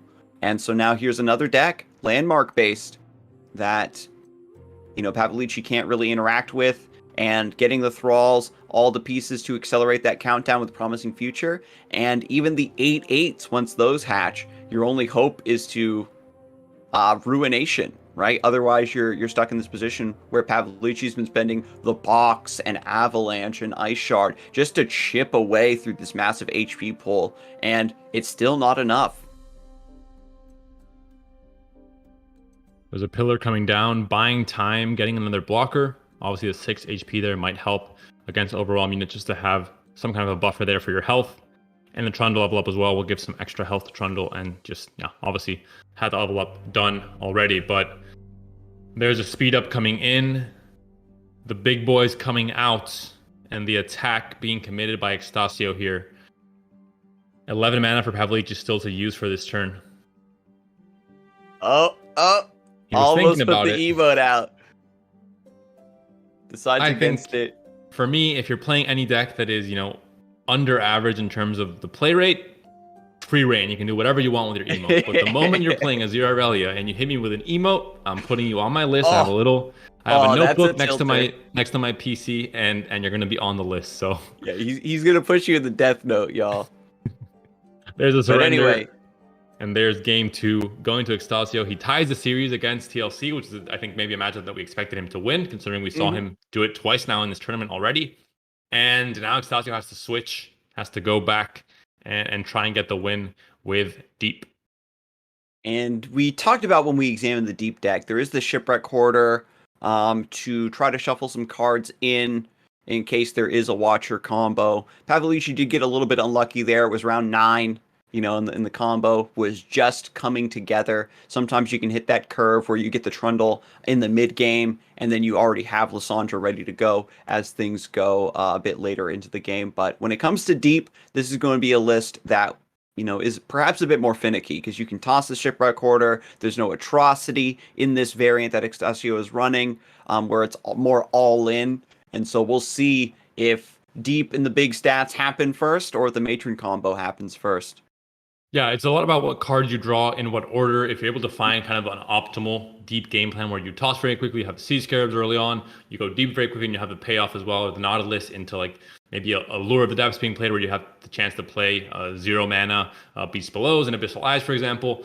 Things can swing in your favor very quickly before Lysandra even gets anything going on turn 8 or 9. You might just do it on turn 7 if you have the right hand. So we'll see. We'll see exactly what cards are found and what kind of answers Pavalici will have in the mid game to kind of maybe slow down, maybe kill off the Sea Scarabs, for example, with the box, a well-timed box, for example. I mean, there's many different interactive plays you can still make in the mid game.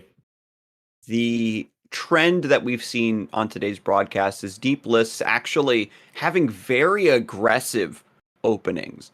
And while in certain matchups that is favorable, into TLC, you're potentially just dumping all of your early sea monsters and stuff into their removal, right? And so, like, if you get triple Sea Scarab, like, you're really tempted to play all 3 of them so that the rest of the AoE is just making you toss even more and getting deep. But this is not the matchup where you want to run into a situation where you have 1 sea monster and Nautilus in play, and then really no other threats beyond that. And looking at the list here, Extasio doing the smart thing, keeping Nautilus in the opening hand, and has a pretty strong curve here, I'd say. Now that you've got the Deadblue Wanderer and Bone Skewer, you can double dip and toss a few more cards on the way towards the late game. You have a chance also to use this Fading Memories to maybe get another Deadblue Wanderer and then use the Bone Skewer to throw that Deadblue Wanderer away before it dies anyway and put it back to the deck. So some interesting combos here. Lure of the Depths, also a great card to find early against decks that don't give you a lot of pressure, where you can play for just maximum value. It's definitely a card that you want to play against TLC, I think, because you have the space to do it. Other decks, maybe there's too much tempo on the board, they're applying too much pressure in the early to mid game, and you don't have a chance to play 3 mana just for value. But in this matchup, you definitely can. So very interesting. Extasio develops the Deadblue Wanderer here rather than going for Lure of the Depths. Wants to clear this unit, sneak through a little bit of damage, and get an extra toss on the way. Because there's really not any 4 mana play, you can just play the Lure of the Depths this round and take advantage of the Deadblue Wanderer while you have the attack token. And yeah, I think Extasio definitely happy playing it very slow here. Going to be playing for like an all-in deep round when he plays Nautilus, I think. And able to just play into things like Salvage, things like Lure of the Depths, where you're not committed to playing onto the board, and this Bladder Ravine isn't that big of a deal. Just get the draw here.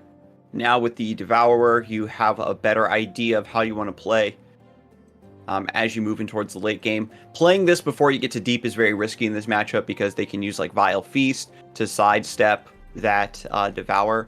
But, you know, if you do get deep fast at 7 HP, you're going to have a lot of bigger targets like Lysandra and Trundle potentially on the menu.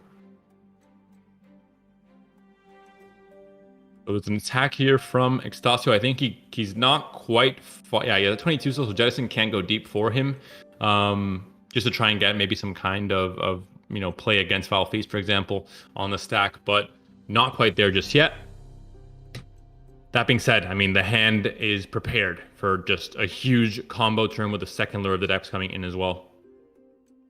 And this is actually the slower draw you need for this matchup. You've got the Lure of the Depths, the Salvage, building up a big hand and going for that power turn in order to swing through, rather than, again, just a lot of your early game with the Dreg Dredgers that are just going to be getting wiped by removal and not getting any damage through regardless. The big risk that Extasio does need to worry for, of course, is getting that big turn with Nautilus and a bunch of sea monsters and Pavalici being able to wipe with Ruination. We don't see it in the hand yet, but he still has 2 or 3 more rounds to draw one. And we see right away the Vengeance to just trade 1 for 1 with the Nautilus. So turn 6 now, unfortunately, not many plays you can make with, you can't play Nautilus just yet. Next attack token turn, you're going to play Nautilus. It's going to get killed pretty much instantly. So it might be enough for Pavalici to slow down this game plan without letting Extasio go on a turn where you can play Nautilus and then play all of the sea monsters in the same turn for 0 mana, basically.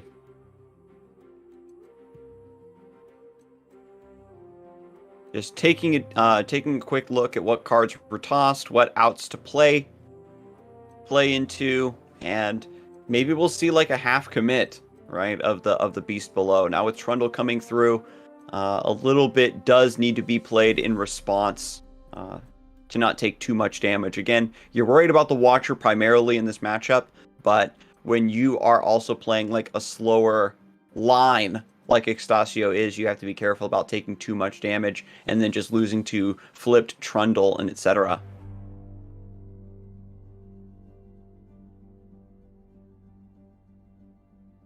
Round ending here, of course, you could have played Jettison there if you're Extasio, but maybe you didn't want to commit to it and then go under Devour mana if you know something happens from Pavalici or he responds in a certain way. So option you just go on to this next turn instead. Now plays Jettison, guarantees the deep here. I'm pretty certain. Yeah, there it is, the deep coming in. And again, it's a priority pass. Now Pavalici, I think, will do the same back because he has mana for both Vengeance and Ruination, so threatening both. Just through hovering this mana and not committing to anything else. The moment he commits under any of these, then it's just free reign for Nautilus to come down and sea monsters to follow. So it's a pivotal point in this game right now between both players. So plays the Dreg Dredgers instead. Doesn't want to play the Nautilus this round. Is looking to develop the Sea Scare potentially as a 0 mana 5/6, and looks to be just baiting out, looking for a better target for this Devour of the Depths before it is committed.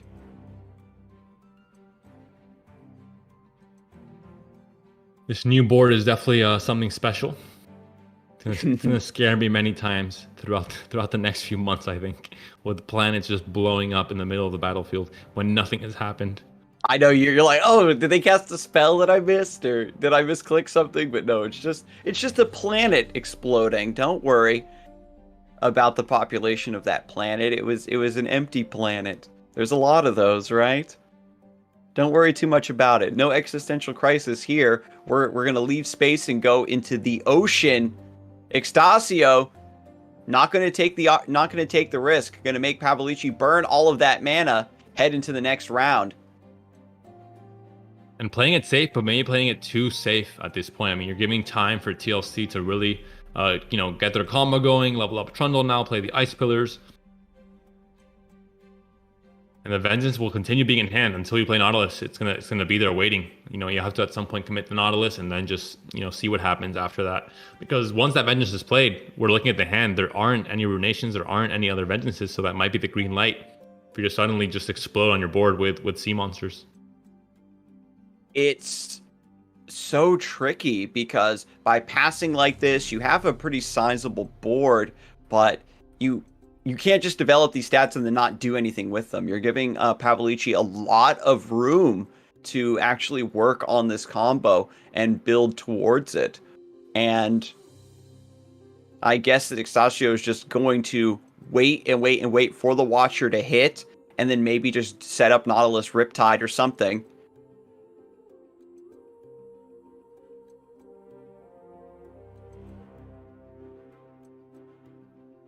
Double Sea Scarab on the board means that also you're going to be tossing very quickly. You're going to have to be careful about just tossing too much without meaning to. I think Extasio is almost happy that one of these is going down here to this Trundle. Yeah, because Nautilus shuffles cards back into your deck once the Watcher hits, but it's just that again, just want to pressure a little bit more here. So now we've got Devour the Depths. This is interesting, right? You can play this out. Now with Trundle at 1 HP, there's no like ice shards or the box or anything to disable this. Pavalici still has Vengeance open, but Trundle's already done his job. He generated the Ice Pillar. He got to hit the Nexus for a little bit of damage. This just opens up another Trundle to be played and get a third Ice Pillar. So everything's coming together, even without Spectral Matron, to meet that Watcher requirement. And we've said it time and time again, Panda. The Watcher blowing up your deck is just one of your many worries. You still have to figure out what to do against that 11-17 stat line. And how to find your own win condition. I mean, you want to go with huge stats and just attack your opponent when he doesn't have units to block, but now we're at a point in the game where Pavalici has a lot of units to block. He still has, obviously, the Tavern Keeper for a fearsome blocker, and he's still at 20 HP, so he still has, obviously, many tools to just reset the board entirely. The moment that Extasio overcommits, he has a Bone Skewer to kind of save a unit and put it back into the deck, and it still has two Nautiluses in hand, but his hand advantage that he had at the beginning is kind of gone, where he doesn't have this enormous amount of fuel and sea monsters to just play all at once. And the longer you wait, there's still like the more chance that Pavalici is going to have Ruination. If you set up the Nautilus now with the Vengeance is still in hand, maybe you can try to finagle a Riptide on the Watcher. When they play it, you just shuffle it back into the deck. But here it is, Ruination's now drawn, and Extasio is seeing a window of opportunity here to bring out these stats and force Pavalici to block just a little bit.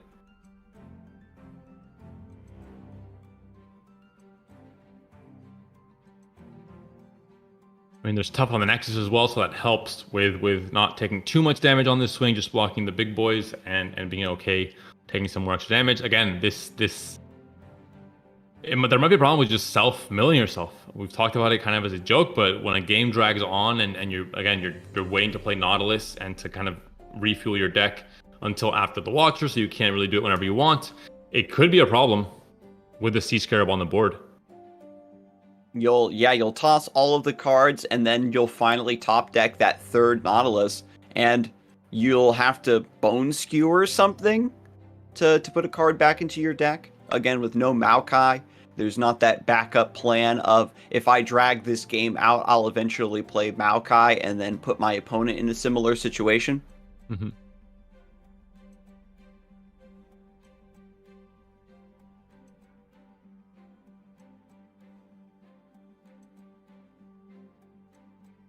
Theoretically, if the the Watcher isn't going to be able to blow up your opponent's deck and win, but 11-17 is still able to chump Nautilus. It can block a couple sea monsters before it goes down, and once you get the sea monsters shuffled back in, you only get to do that once.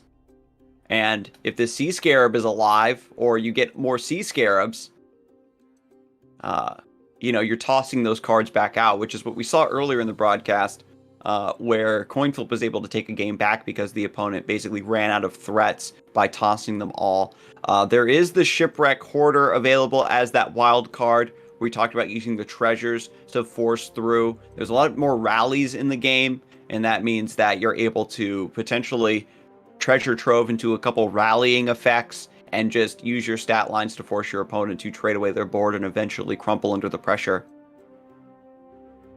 So, despite the players not seeming to do a lot to each other in the moment, there's a lot of factors at play when it comes to the cat and mouse of when's the Watcher going to hit, when's the right time to play Nautilus, how is the deck out going to work. We see Extasio is now backed up against the wall. The final card in the deck is Nautilus. This is the point where, obviously, TLC is able to survive and now get their own game plan going. Now, if you're deep, like you mentioned, there's all these things to think about. You have 10. The good thing is that this turn, obviously, you've committed your mana to the Spectral Matron. There's only 5 mana to work with if you're Pavalici to do anything else. So this finally gives a window where Extasio has the chance to develop Nautilus and to kind of do his thing and go and try and go for his own win condition after the Watcher attacks. You just have to develop. You can play Jaw Hunter here. So you still have mana open for a Nautilus, and then Pavalici can play a second Watcher here, and then it's about trying to go as wide as possible. But the two Ice Pillars that are in play, these two Sea Monsters get dragged to the side, so there's going to be, the Fearsome Spectral Matron attacking through, Trundle attacking, getting a couple attack boosts as well, and you have to find a way to not take as well the 11 damage from these Watchers. You have the interaction with the Bone Skewer to be able to do something and stop damage from coming through, but there's going to be the Ice Shard, of course, from Lissandra in hand, fleeting, and obviously 0 mana, so you have a chance to cast it quite easily. And so Pavalici actually commits the real Watcher in order just to beef up this attack. Doesn't want to blow up the deck with the ephemeral one and then play the real one and blow up the deck again. Senses that with the Vengeance, with the fact that Extasio can't actually develop Nautilus here the way he wants to, thinks that this is going to be the lethal swing, just needs to drag these sea monsters just right in order to push through the damage here.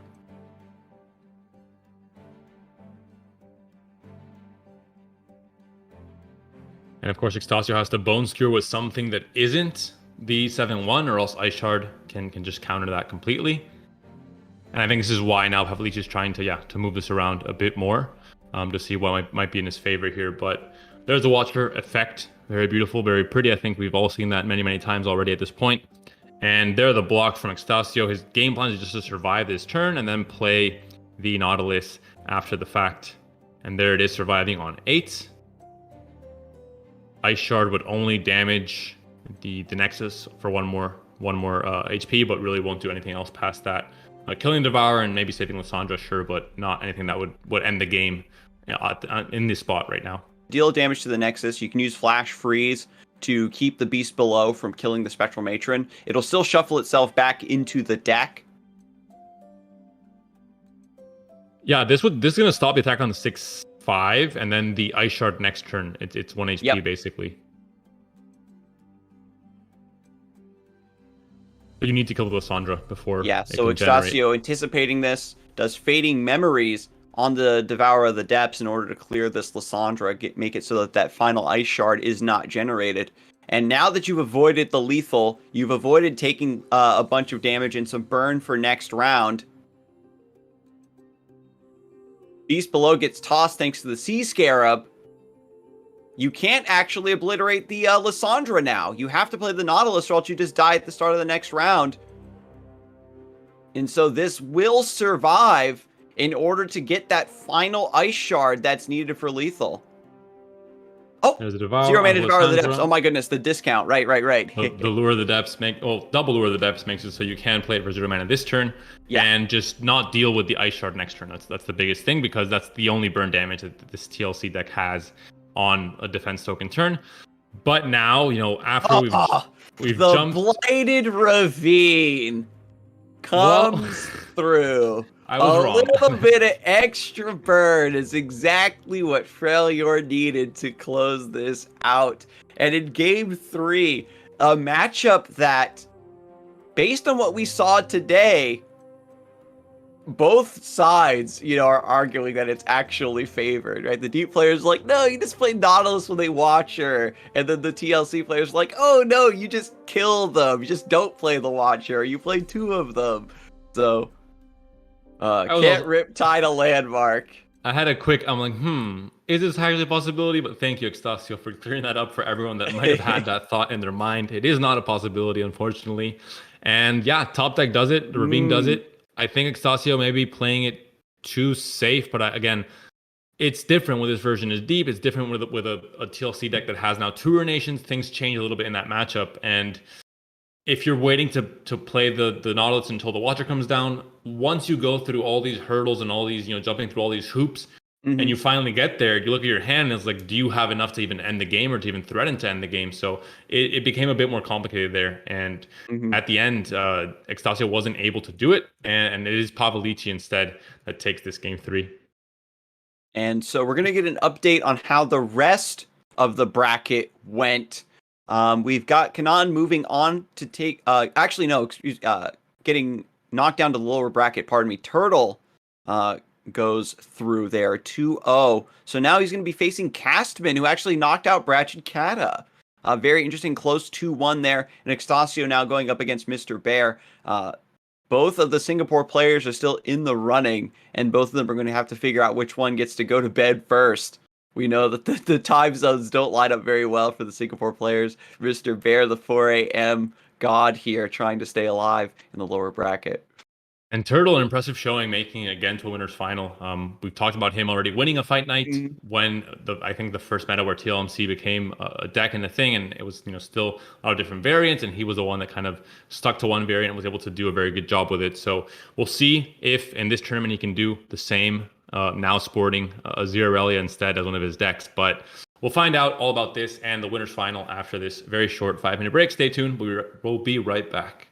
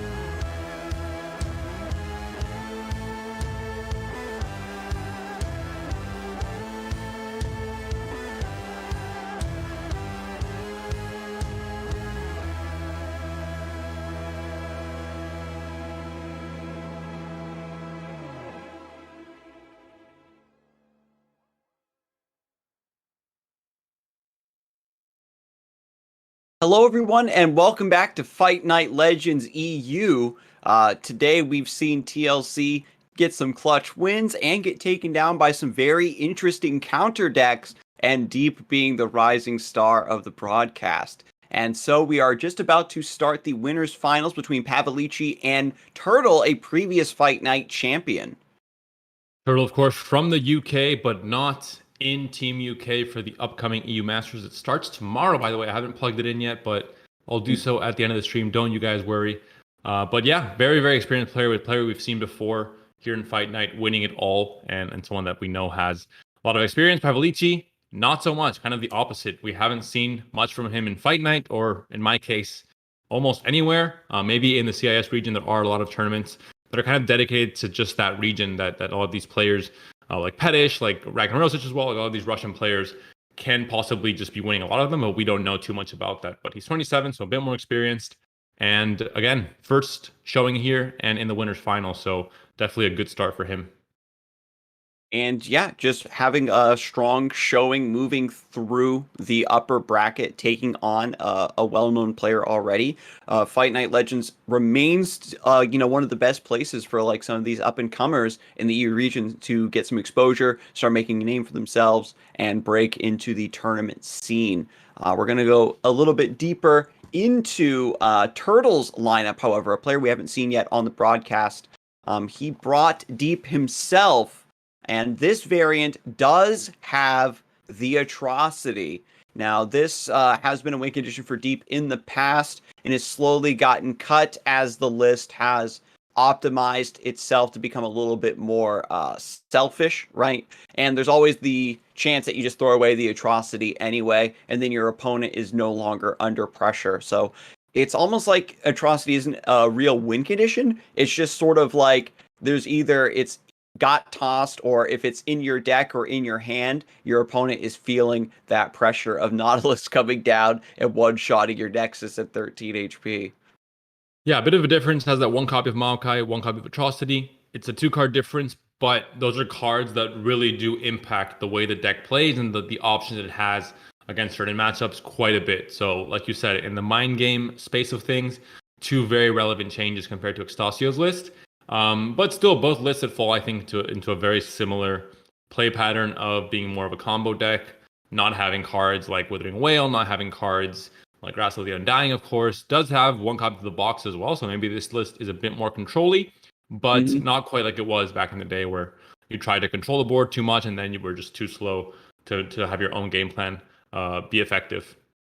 And to quickly touch on Turtle's other list, it is Aurelia Azir. And the only notable changes here is we have one copy of Ghost. Just a way to sneak in some cheeky damage with a buffed up Azir, or maybe even a gigantic sparring student that will otherwise get chump blocked. So that's going to be a 1-mana spell that the opponent's going to have to give massive respect to. Yeah, Azir Aurelia here for both players going into this match. We are in the winners final, so that does make some sense. It has a 52% win rate, so I think the math checks out. Yeah, I mean it's trending downward. Trending downward. All right. We'll check out the rest of the tournament. I guess one of these players has to lose, so it would be trending downward, of course, after this possible mirror match potentially. But again, no surprises to see one of the strongest decks in the game in the winners final for both players. But there's going to be that dispute of TLC for Pavalici and Deep for Turtle in the matchup. We just saw it. TLC won, but historically Deep has been favored. So we'll see if that is enough of an edge to give Turtle the chance to win this winners final and send Pavalici down to the losers bracket. But to start things off, the very exciting, the very innovative, the very groundbreaking Azir Aurelia mirror in the winners final. And it's very interesting to see how quickly this deck, because of its massive play rate, how quickly it got innovated and optimized upon. Shape Stone has been a newer style. Nopify, it's found its way into the list to stop other lists from countering it. And now even Turtle bringing Ghosts, a list that, a card that if this does start to see any widespread play within the archetype, every Azir Aurelia deck will benefit from that, because even if you don't have it, your opponent needs to respect it. I've been calling it the Schrodinger syncopation for a while now, where if your opponent has 2 mana open, you're so frightened of them swapping against one of your removal spells or swapping a big Azir into an open slot in combat and just hitting you for way more damage than you were expecting. Both players starting off with Dancing Droplet and Emperor's Deus, but Turtle finding a big advantage here, attacking on 3 with the Aurelia. Yeah, we'll see what kind of defense or what kind of setup Pavalici has. I think maybe not much of a defense here because he wants to obviously work on his own game plan, his own threats on turn 4 Power Spike if he does end up playing things like Sparring Student or the Duo, and then having next turn obviously then become very, very big with the Doomkeeper or with the just the Blade Dancing possibilities on your own attack token turn. Pavalici committing the Green Glade Duo and the Sparring Student, basically saying, I'm not going to block. I'm going to take all of this damage right now without a Azir or Inspiring Marshal in play. These are just blades. These are just chip damage. And so by getting these scaling units into play with Blossoming Blade potentially hitting the board, maybe even, the Ribbon Dancer top deck is excellent here. You've got just enough mana to play all of these 1-drops and the Ribbon Dancer. These cards are going to get huge, and Turtle is going to try to counterattack and force a little bit more defense from Pavalici. Of course, the very clear concept of blocking Sand Soldier first, and then Blades if you think you need to. But Sand Soldier with the extra strike ability, they're going to deal 1 extra damage, so it's always going to be the priority when you have to try and choose. But you can't take too much damage. We talked about it before. If you take too much damage, there comes a point where you're down to 2-3 HP, and then you can't take any single hit later in the game, or you just die outright. Yeah, you hit that point of no return. Turtle has the double shaped stone, and so by having sort of this tempo advantage here, round 3, round 4, you are putting Pavalici into a position where some extra blocks do need to happen. It's going to be a huge attack here. If there was a Shape Stone in hand for Pavalici, it would have been lethal, but it isn't there. You've pretty much vomited your entire hand to pull off such a crazy turn 4. That was a turn 4 we were looking at. How is it possible? Evans to Betsy. The scaling is real. Played. And, that's one of those situations where, like, if you're on ladder, that last card could be Syncopation, where they just swap the Sparring Student into lethal. It could be Shapestone. So there's like always these small chances that they have exactly the card that they need to get lethal, or exactly the card they need to sidestep your aggression. Pavalici now getting the homecoming with a wide board like this, Emperor's Deus and Blossoming Blade ready to go. Uh-oh. It's happening. He's going to go for it. He's going to go for the triple Shapestone. He's going to do it, and there's a homecoming in the hand. He's going to be punished. No, Turtle, don't do it. It's a trap. When you're staring down a board like this, though, nothing else to bail you out. You have to try to set up the perfect lethal. Like, the odds of Pavalici getting the homecoming after such a strong curve, hesitating to cast it, well, I mean, making Turtle sweat a little bit, dealing that mental damage. You can't hesitate. You have to pull the trigger at this point, or you lose the game. The lethal has been presented. Obviously, you're going to try and recall the Dancing Droplet for the extra draw effect. Try and give you some extra answers. The biggest blade of all time goes to hand and becomes obliterated in the process. A very sad day for that blade and its family.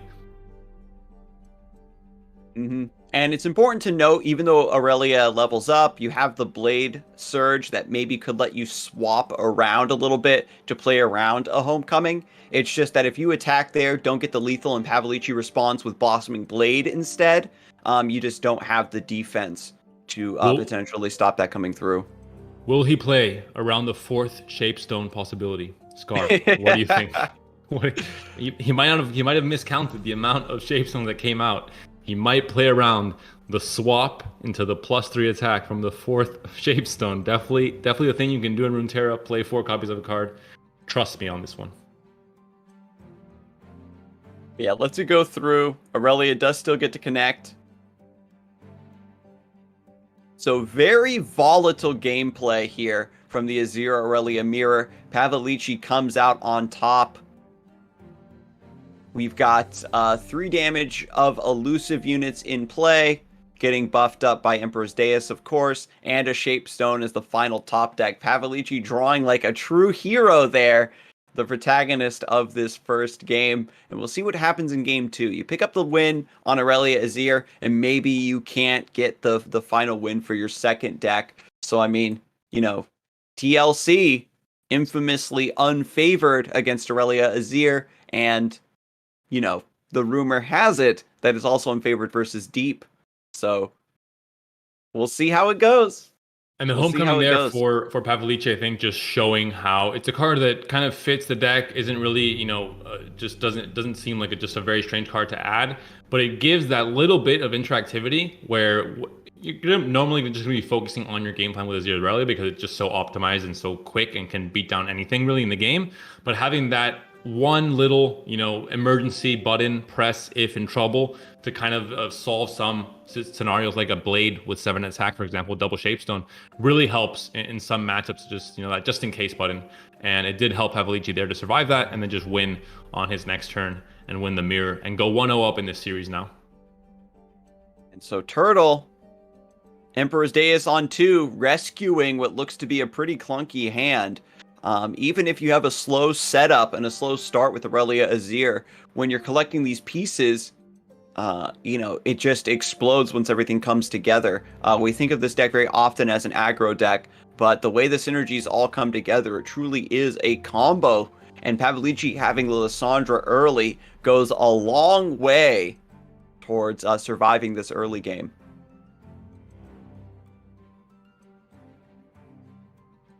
And so it will begin. The second Deus is found before the fireworks start going off. You're going to have the support of the Sand Soldier army always by your side. 2 Sand Soldiers attacking every time you even think of attacking with Blade Surge or just a normal attack. They'll be there. So here it is. And at this in this position, right, there's no Azir in play. Don't have to worry about Inspiring Marshal yet. Pavalici can very easily block one of these Sand Soldiers and just take the damage. If you're worried about Shapestone, maybe you hold the Lissandra back. And this is one of the reasons that the card feels so strong in the list, is because you're able to get these trades. +3 attack and +1 HP means that Pavalici cannot counter this with Ice Shard. We need to go for like double Vile Feast or something, which could be very easily punished by another Shapestone. Goes for the box instead. Wants to save the Lissandra. Is a clean way to do it, and obviously you could have done double Vile Feast, so the Shapestone would have been there to just do it as well. But then so many cards are being played out just to kill, one Sand Soldier. So I'm not sure how good it would be for either player in that case. So that is the box being used to save the Lissandra there, clear out a little bit of this early damage, but it remains to be seen if maybe the trigger was pulled a little bit too early on that, right? Again, these are just 1/1s. They aren't boosted by Azir yet. And the second Shapestone comes through and Lissandra goes down regardless. The Flash Freeze will be taking off all of his attack, though, and swinging this trade back in Pavalici's favor. So double debate and double counter from Pavalici. Has used a lot of its tools, has used all of his mana. And the 2 Dace, that's the thing with the Dace, they remain on the board. That value is there forever. So as we move along, there's no kind of way to board clear them or just remove everything. And the Inspiring Marshal comes in now as well, which is a pretty big deal here too. Oh, man. It's like, I like that Pavalici has the counter plays, has the ways to stop some of these combat tricks from Turtle, but I feel like he's not getting enough value out of them. Like, you've protected your Lissandra twice, but it's only a matter of time before these, like with the Inspiring Marshal in play, the Sand Soldiers getting buffed just means that Lissandra is not going to be able to chomp block anything regardless. So Vengeance showing up perfectly on time, even with the lead and follow coming through to cycle the Inspiring Marshal. It's essentially, 2 mana, draw a card, and then the Vengeance goes through, so to speak. And there's the kill or the attack coming in here, but now without any kind of backup. No Marshal, no sparring student to benefit from all of these blades and soldiers coming down. So just kind of the routine checkup just to make sure there's some blockers. And Lysandra, toughness is still there. And, it was. And now we're back to pretty much the same thing we were here 2 turns ago. But TLC is getting slowly getting closer to that, those mana levels where they can really get their own combo off. And Turtle, we'll see what his draws are. Shapestone's great at pushing some extra damage, even past some kind of removal. But he might have to find, something more meaty to try and end the game, especially when there's now a lot of blockers and very healthy ones at that. Yeah, the Inspiring Marshal helps. No Azir. We've got the open here with Blossoming Blade coming through. With a few more well-placed Ice Shards. Second box coming out just in time. You could wipe all of these tokens and also scoop up this 5-3. Doesn't want to take the risk, though, potentially. Or might want to get greedier, see what else comes in. There's probably going to be another kind of Blade Dance attack and maybe a second unit plate, so you can just get a bigger wipe even. And you're fine taking some damage here, and you're fine trading off these spiders. I was a bit worried again earlier where Pavalici might not have gotten enough value by expending those early defensive tools the way he did, but the power of this second copy of the box might be enough to make up for that, dropping all the way down to 8 HP and leveling up the Trundle as well. And you have the pillar as well, which does everything you need it to do in this point. It passes priority to see, how much value you can get out of the box. It gives you a blocker, and it levels up Trundle as well. So a 3-in-1 there for that Ice Pillar that came down for Pavalici. And now, once this Flawless Duet is played, then maybe you have a chance to play the box. Or Fading Memory, just continue to have another blocker. Keep getting blockers, still working towards your win condition, keeping mana open for the box. With Lysandra level up, the Nexus is tough. Doing allow you to take a little bit more damage with this 8 Nexus health. And here is the swing. Turtle actually holding the Flawless Duet back. But I still think that the box is incredible here. And 8 mana still to work with for Pavalici. Of course, playing the pillars, no mana cost, so just passing priority and still holding onto that mana to now be able to react in the most optimal way possible to survive this turn. That's the biggest thing with this against this deck. You want to just survive that one key turn and then hope you can try and turn things around and reset the board later on.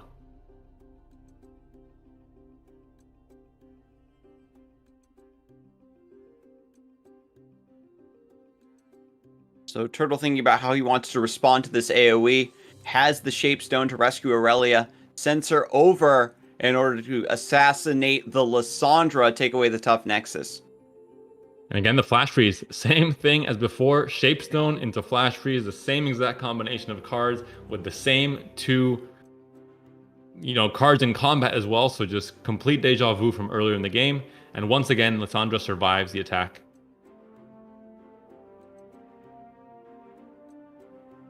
And so there it is. Blade Dance also coming through. Another wave of attackers. But yeah, no threat of Shapestone any longer. We've got a lot of ways to box this out. Pavalici not wanting to risk the Lysandra, takes the hit from the final blade. Wants to keep this Lysandra healthy so that she can survive the Blighted Ravine that he might be looking to set up here in a round or two. And Turtle at 12 HP is quite low. I mean, low enough for maybe Trundle with Overwhelm to start doing things. You don't have any kind of Blade Dance synergy on this turn, so all of a sudden, there is no chance of attacking on defense for Turtle.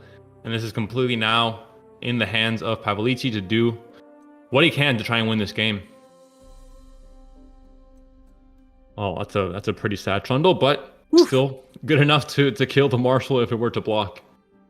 Yeah, it's not about killing the Aurelia Azir, really. It's about surviving their onslaught. Turtle is just about to run out of cards. We've got Blighted Ravine coming through just to heal, deal a little bit more Nexus damage. Leveled up Lysandra has the 0 mana Ice Shard, meaning that the tokens are no longer going to be a threat.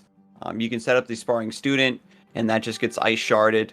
Turtle's going to play out the Green Glade Duo instead to try to maybe bait this out. Even if you attack, right, the Inspiring Marshal is your only real attacker at this point.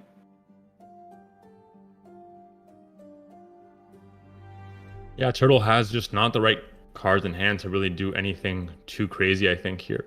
Obviously, with the Ice Shard, especially with leveled up Lysandra, it's the biggest issue because it's just every turn it's going to be there as an answer to what you're trying to do, and you have a lot of, one health units and attackers, so it becomes quite detrimental. Mm-hmm. And the line of play that Pavalici took to, keep this Lysandra alive ends up paying dividends here, because now she's, leveled up, because we got the Trundle in play with the Fading Memories on the Ice Pillar, and the top decks were absolutely huge, right? Having the Flash Freezes, the Vile Feasts, and the 2 copies of the box were excellent. And I like this Fading Memories on the Green Glade duo. This means that you have an elusive blocker just in case there's some way to buff the Green Glade duo and survive the Ice Shard, which has been a way that a lot of decks have snuck in some damage where they think, the player has Ice Shard and it's not going to be enough, or even Withering Wail, right? That +1 HP on Shape Zone. So important for being able to survive key removals in matchups like this. And we're seeing the evolution of TLC, where we're having the Flash Freezes as a main deck now. By not having to pay 4 mana for that effect, you're able to keep up a little bit better on the board. Access to Ruination means that there's not as many bad matchups for it in theory, and is just giving a means for this, very powerful deck from metas gone by to still exist here in the modern era. After this resolves, going to the attack token turn of Pavalici, is going to have the Trundle, of course, the Thrall, of course, and there is going to be an answer with Homecoming to try and bounce back one of these units after their attack comes in. But at 3 HP now for Turtle, I think this is kind of, you've reached a critical point where if you didn't win already, it's going to become harder and harder to win. We'll see what the top deck is for both players. The Ice Shard, of course, once again in hand there. The Blossoming Blade now gives you an attack possibility on your defense turn, but straight up open attack here from Pavalici with a Trundle, and yeah, I think no matter what you do here, it's very rough to win from this position. Aurelia Azir to leveled up Lysandra. The way you win is just the ability to curve out. And I think that, again, when you're playing a control deck and a new deck arrives on the scene, it takes a little bit for the players to get familiar with the matchup, and for the control deck to kind of shift its recipe in order to include the removal specifically for that matchup. And now we're finally seeing, after a few weeks here of Aurelia Azir's existence, where players are willing to experiment with what has been rumored as a very, very bad matchup, and now finding those outs in order to navigate it and make it look a bit more even, perhaps, like even Brat said last week. Yeah, I mean, he found also the box at just the right moment, I think 2 different times. He had that Flash Freeze on the Aurelia 2 different times to save Lysandra, so I think a lot of very subtle things went in favor of Pavalici as well, but definitely seems like it's definitely a matchup you can contest a bit more easily in tournaments even. But let's check out the bracket just to see how things have gone. Winners final, of course, Pavalici wins this, moves on to the grand final. Is going to be waiting very patiently, and Turtle drops down to wait for the winner of the match we'll be casting next, which will be Casman versus Mr. Bear. Both players have made it to top 4 already, so congrats to both of them. And we'll be going to a very quick break. We'll be coming back in 5 minutes with that match, and to find out who will be making it to top 3 and who will be facing Turtle in that losers bracket final. Stay tuned.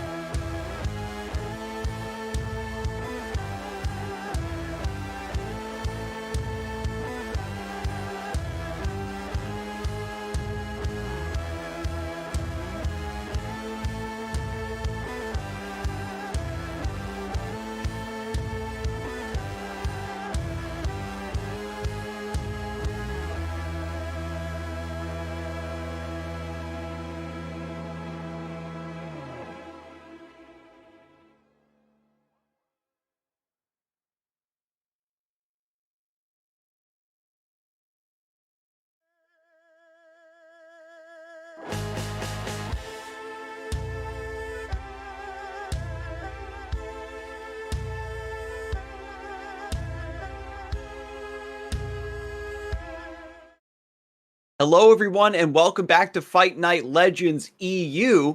And you are just in time to see us move into the losers semifinals. We've got Casman versus Mr. Bear. Casman is a well-known caster and player, and Mr. Bear has participated in many fight nights. A very young player from Singapore, and it is past his bedtime.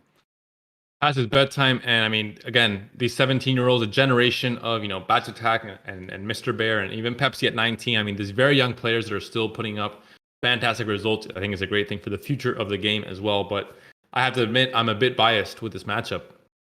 Casman is a fellow caster, so I got to root for him. But Mr. Bear is part of the unofficial Ruben Zoo esport team, and he's also sharing part of my animal genetic material, I think, considering he's a bear and I'm a panda. So it's a split one here, just straight down the middle. I'll let the viewers decide who I should root for. But right away, I mean, top four, they made it this far. I think it's definitely going to be a very good matchup.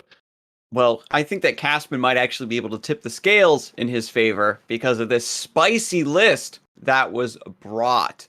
This is Mono Freljord. Look at those Avros and Outriders with Sejuani Overwhelm. And this was the kind of maybe underappreciated and definitely underrepresented flavor of Overwhelm when Rico Rex first became a big thing on the scene with his Overwhelm decks. This was kind of obviously before Shurima came out. I think this is one of the kind of final optimized versions with the Outriders, and it's a deck that I played a lot on ladder as well, and I thought was great. And the one-up Decisive Maneuver, you can kind of have.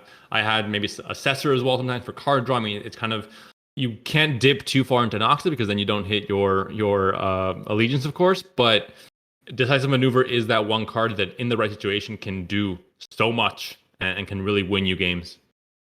Yeah, and there is again a little bit more Noxus than perhaps is considered acceptable, or maybe just a little bit. Yeah, it's just a little bit more, but you're going to keep the Ballista usually in your opening hand, and so that doesn't really affect your allegiance chances. Alpha Wildclaw, we've seen this Freljord package. It works wonders, and the Decisive Maneuver, like you mentioned, is such a powerful tool for closing out games whenever you get like a decent mid-game board, right? Because one thing that this deck really dislikes is, when you play Avros and Trapper and you get the Yeti, or you draw it in the late game, and oh no, these units don't have Overwhelm. But with Decisive Maneuver, you're able to maybe stun something, still buff those up, and even without Overwhelm, getting the ability to uptrade or deal an extra 5 damage is exactly what you need to close out games. Whenever Freljord Overwhelm decks lose, it's usually by a couple points of damage, and this could be what changes that formula. Yeah, I mean, 7 cards for Allegiance is iffy. I think when I played this deck, that was my biggest problem, was I want to play Outriders, but I also want to play so many cards from Noxus that it makes it hard to find a balance that you feel comfortable with.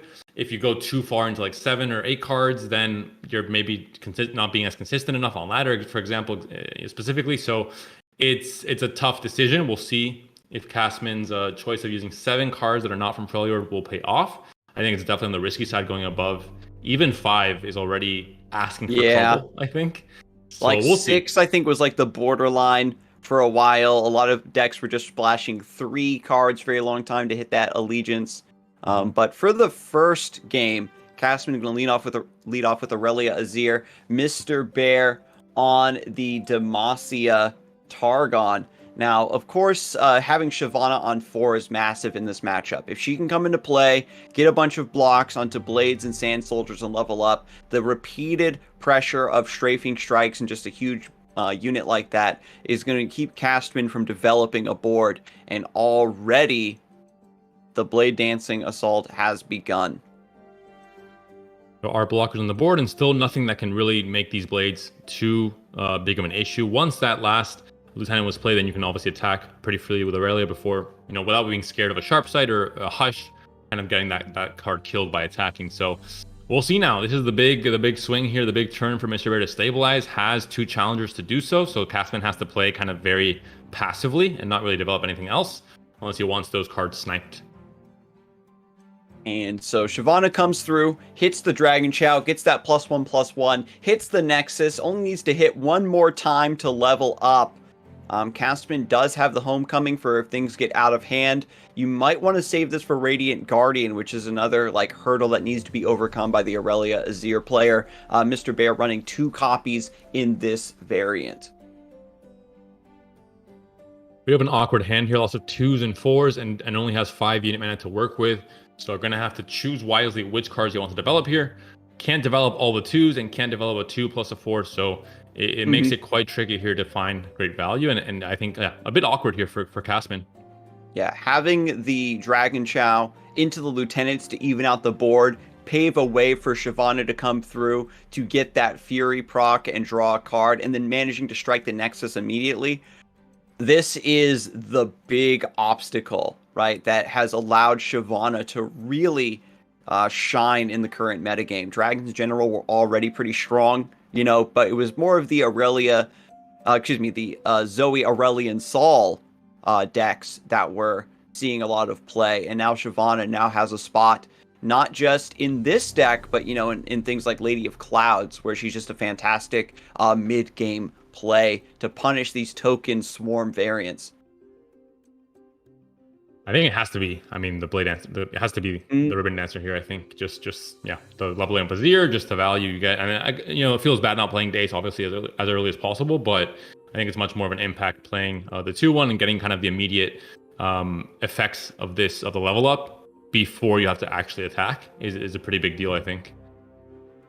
And here it is. Shyvana gets the chump block, gets the Fury proc, and another +1/+1 on top of her level up. She's now at 6 attack and can potentially take down this Azir with a single combat. And still, yeah, 6 mana to work with, so a lot of options for Mr. Bear. Now 4 after playing the Blue Sentinel, but has that extra blocker here to try and maybe even just sacrifice the Sparring Student. This could set up a really tricky bait if you try to go for a value trade on the Shyvana with the Sharp Sight. You're opening yourself up to Shape Stone. If you try to go for the single combat on Azir right now, there's potential that Casman just has lead and follow to protect it. But that might be fine, right? There's no Deus in play, so forcing the Azir off the board for a round could be acceptable going into your attack token. And yet another challenger unit. You have some great spells to back you up. If you're Mr. Bear, you have the Hush, the Sharp Sight, and the single combat to do things now, and now the Screeching Dragon as well to come in and have yet another challenger unit before these units can get too big. Deus comes out, so it doesn't grow the Sparring Student just yet, and now you can get some very good trades here and have the Strafing Strike from Shyvana after the attack comes in available as well. So just wiping all of the units from Casman's board, and this is exactly what this Demacia Targon deck wants to do. Get all of the challengers in the world, and if Casman can't get anything to stick to the board, you don't have anything to help proc your Deus. You have to attack just with Azir and put him in danger. Casman can't develop, has to keep mana open potentially for the homecoming to stop the Strafing Strike. There's still a couple combat tricks in play. There's a Hush available for Mr. Bear. Everything is going his way, but despite all of this board control, Mr. Bear is still at 9 HP. The chip damage is still getting in around the sides, and Casman only needs a couple more powerful top decks in order to close this out. His variant has 1 syncopation, and a misstep could lead to a big Azir or a big Sparring Student getting swapped into an open slot to get that lethal. Yeah, you could just go wide here. Dune Keeper. You're gonna have Shapestone as well to do some crazy things here. Obviously, you're gonna try, and you have the mana for all of this for the Shapestone and the Homecoming. So we'll see exactly how Casman attacks here to try and find some kind of lethal. There is, of course, a lot of interaction available for Mr. Bear, as can play pretty much all the spells he has in hand with the current mana. There's board control that doesn't really help you against these Blade Dances and the units that are generated in combat. However, there was no healing drawn by Mr. Bear. Again, no Radiant Guardian to really hold down this mid game and punish these tokens. And so with the combat resolving as is, it would be lethal. We do have some extra things to say about it because of the single combat, however. So now if single combat on like the Shyvana or something comes through to punch one of these Sand Soldiers, then you simply homecoming one of your blocked units to send the Shyvana back to your opponent's hand. And there's not a second combat trick to punish. So he was able to push through, if I'm reading this correctly. Yeah, I think there's not really. I mean, with the option of homecoming and Shapestone, even with Hush, even with the the double strike effects, I think it might just be, again, when you go low enough, when you're at even 5 HP at this case, with Shapestone being a possibility, it just becomes very hard to not take any damage at all, and then you just lose. Even if you have some form of control, even if you can get some good trades at this point, it's pretty doomed. And yeah, that's gonna be the accept from Mr. Bear. Game 1 goes to Casman with Azir, Irelia, and Dragons. The counter deck that was fabled and talked about in the lore is not strong enough to defeat the big baddies, in this case in the meta, which are Azir, Irelia. And he might have even roped out that final decision where you're like, there's so many, again, different possibilities. Like, oh, if they have homecoming here, if they have syncopation here, like, what's the best block to try to play around everything? And sometimes you have to pick your poison. You have to say, these are the things that I'm trying to calculate for and play around. Maybe I have a read on them from earlier in the match. But yeah, Big Azir actually finishing. This is something I think I mentioned earlier in the broadcast, is that you buff this Azir up to very high attack power. You definitely should be swinging with it. Shyvana leveled up almost immediately and didn't even get a chance to find a clean strafing strike. And now we're going to see this Overwhelm retro deck in action. Blast from the past, an Icy Blast from the past. And we see the Ancient Yeti in hand, so already can start getting discounts there. The Battle Fury for later on, and the Trapper on turn 3 is coming in. You know, like any good, respectable Freljord player, if you're playing Trapper in your deck, it has to be in your hand when the game begins. Yeah, notably, Casman doesn't have any Noxus cards in the hand. If Avaros and Outrider comes out, you know, the math does not check out on that Allegiance proccing. Trapper on 3 is great, though. Maybe a Yeti on 4 helps hold down this mid game. But Mr. Bear has a lot of reactivity, but needs more threats to come down.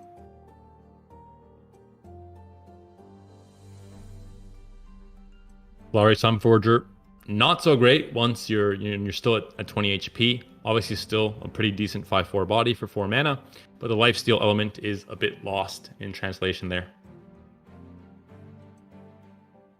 Even more so now. Now, yeah, there's definitely no lifesteal happening with a 0 attack unit. Yeah, just going to Frostbite that, take away any good trades from Mr. Bear's side. Notably, you can see the Dragon Guard Lieutenant does not have Challenger. That gives information to Casman that there is not a dragon in hand, at least at the time that he was played. This is a scary... Casman just working on the curve here. Ancient Yeti on 3.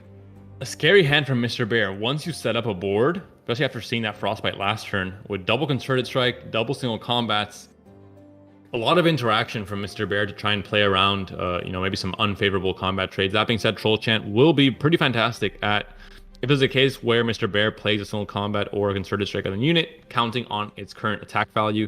Troll Chant reducing that can be pretty massive in changing, the effect of the combat itself, but also the spells being used on that unit. Ooh, this doesn't... Attacking here, I think, just goes to show that Casman, with, again, the Dragon Lieutenant giving away the fact that there wasn't a dragon in play, getting the Screeching Dragon off of a top deck, Dragon's Clutch being cast like that, probably just signals to Casman that Mr. Bear has a pretty low-quality hand. It's just going to go for the Troll Chant here. Oh no! Takes attack from the Sunforger and not the Lieutenant. Actually, no, the trade would have gone through anyway. Yeah, it would have gone through anyway. That attack wasn't great because of that. If Troll Chant's able to save 2 of those combat trades, then sure, it's fine because you get the value of the Troll Chant and you're able to do it on your own terms. But not being able to save that second trade, I think, makes it so that the attack maybe wasn't worth it. But at that point, Dragon's a deck that works really well and just flooding the board and having great stats, and that kind of stops Overwhelm in many ways. Yeah, and so things are getting really rough. Mr. Bear has a lot of attack power in play. This is going to make these Concerted Strikes magnificent. And we know that Mr. Bear is packing Hush in this variant, of course. So you have exact mana for a Battle Fury to try to push through a little damage here. But even if you go for that, I think Concerted Strike might be enough. Really strong blocks coming through. Doesn't care about saving any HP. Just going to get the value trade with the Shyvana at the top end here. Work on leveling her up. And Casman going to take the big risk here with the Battle Fury. This is the problem where, yeah, Concerted Strike, because it just strikes the unit, doesn't get them into combat. You can get some pretty great value trades, value swings in your favor once you have a board set up if you're Demacia. So that will be what Mr. Bear will be employing here, and just removing this 8 mana buff entirely and the unit that was there already before. And so Shyvana gets to double dip. Get the Fury proc as well. She's almost leveled. You have a nice open attack here to pull the Sejuani with the Screeching Dragon. She levels up from all dragon-based damage, by the way, not just her striking. So she can level up and then swing even harder lower in combat. The Enraged Yeti finally coming out of the list here. As slow as can be, but that Concerted Strike is all Mr. Bear needed to just bully out the stat lines here in the early mid-game. You can pay 2 mana for the Brothers Bond just to get the trade with the Eclipse Dragon, which I guess is maybe a consideration, considering the Easo possibilities next turn. But I guess maybe at that point you've already lost the game if your game plan is only, you know, as single-minded as an Overwhelmed deck. You know, is it just has that one gear, and once that gear breaks, or you have to go faster than that, it's not a possibility really. Dragon's one of the only decks that, you know, meets this list in the mid game with pure stat lines. This late in the game, however, you know, even like deep might be able to put up a strong defense. And overall, it was just a pretty slow start, I'd say, from Casman overall. Had like the early curve with the Abros and Trapper, but didn't really get like the Ballista or the Outriders to really fill everything in for true pressure to take advantage of the Noxian part of the deck. And just the wrong matchup, I think. I mean, so many tools that Demacia has to just shut this down completely. You have Battle Fury, you have Brothers Bond. Opting not to play Battle Fury here because he just doesn't want to see more of a response from Mr. Bear, but then you're just out of a game plan, really. You have the Outriders, and you're playing for top decks, really. So yeah, a bit awkward here for Casman, not really having the chance to do much with his overwhelmed game plan. And against dragons, against this deck, it's going to be hard, I think. Second Concerted Strike being put through to clear this Wild Claw. Save Shyvana's life. And because of the Troll Chant available, you know, the Eclipse Dragon maybe could, or rather the Ancient Yeti could still live here if you wanted to. Not really even worth it, I think, without Overwhelm. It's just going to get chump blocked for eternity. So, and it survives on 1 HP. Yeah, so goes for the Battle Fury here to punch through. No Overwhelm on the Enraged Yeti, by the way, so this is just to kill the Eclipse Dragon. Gets answered by Hush. Just a whole array of responses here from Mr. Bear to make it so that he's not really worried about anything. Full board here, open attack coming in, and a lethal swing to get this game 1, or game 2 rather, for Mr. Bear, but his first win of the series to tie it up and take this to a final game 3 between these players. Mr. Bear, of course, has a chance to switch off of this Dragon's deck onto Thresh Nasus, and Casman will have to stay on this retro Overwhelm deck from a few months ago. The Overwhelm list, I mean, it's just one of those lists, as you mentioned. It has like a very straightforward game plan, and sometimes you just have to take those big swings, try to get those big outs to force your opponent to maybe run out of responses. If they have the response, they have it, but sometimes they run out, and then that's where your advantage comes from. The Shyvana coming through, leveling up the way she did, that was the curve that you needed to see in that matchup, right? Just a decent, just enough early game to survive, and then mid game, Screeching Dragon, Eclipse Dragon, those big stat lines just swing through. Despite the decent stats of Overwhelms, they just don't compare to like the bigger on average stats of the Dragons.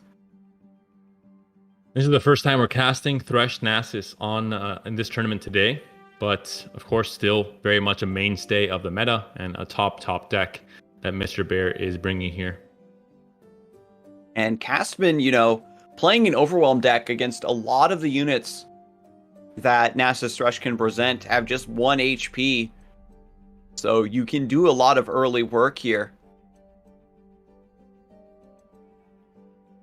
So we've got the Ballista ready to go. We've got Ruthless Raider, a much better Overwhelm curve leading into the upper parts of the mid game. Now with the Ballista being developed, Avaros and Outriders, maybe we'll get a chance to see if this Allegiance actually goes through.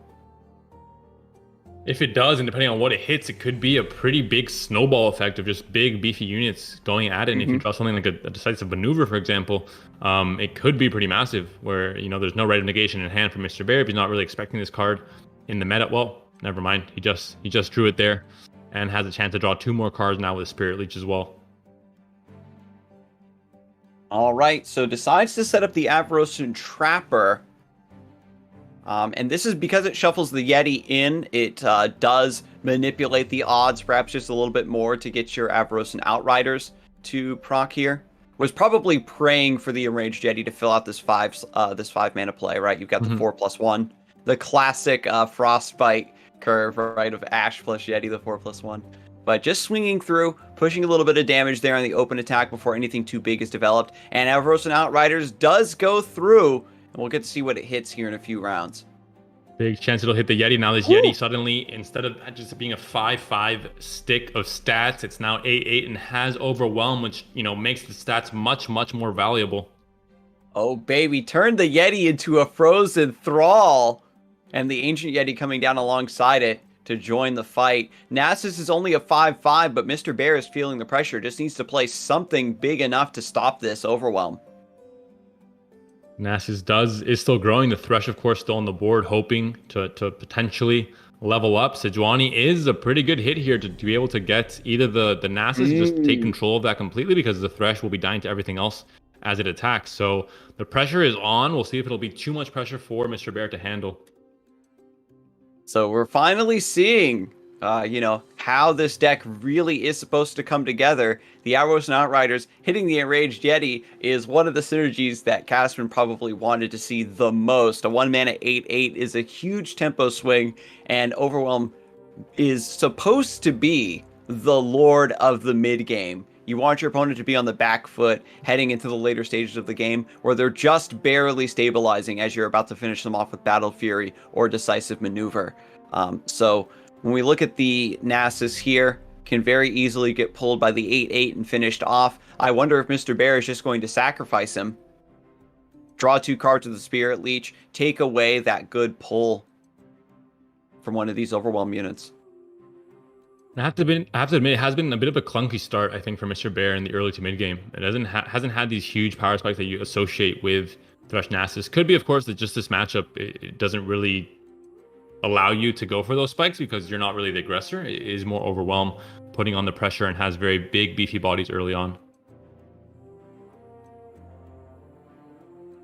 That's a play that I had not seen before.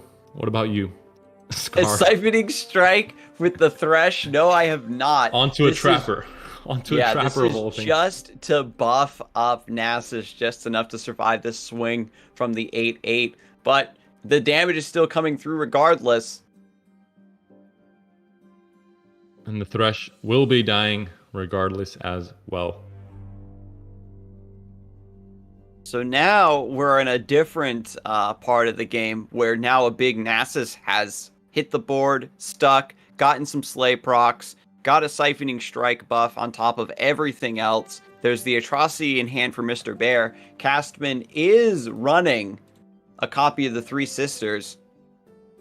Hopefully can get that soon. I don't know if Nasus is going to grow to a 2020 anytime soon, but if this thing does enough work in terms of just chump blocking stuff and using its stat line effectively to overcome this mid-game power spike from Casman, it could set Mr. Bear up to just bring this back by just going super wide. We've got a full house here, triple...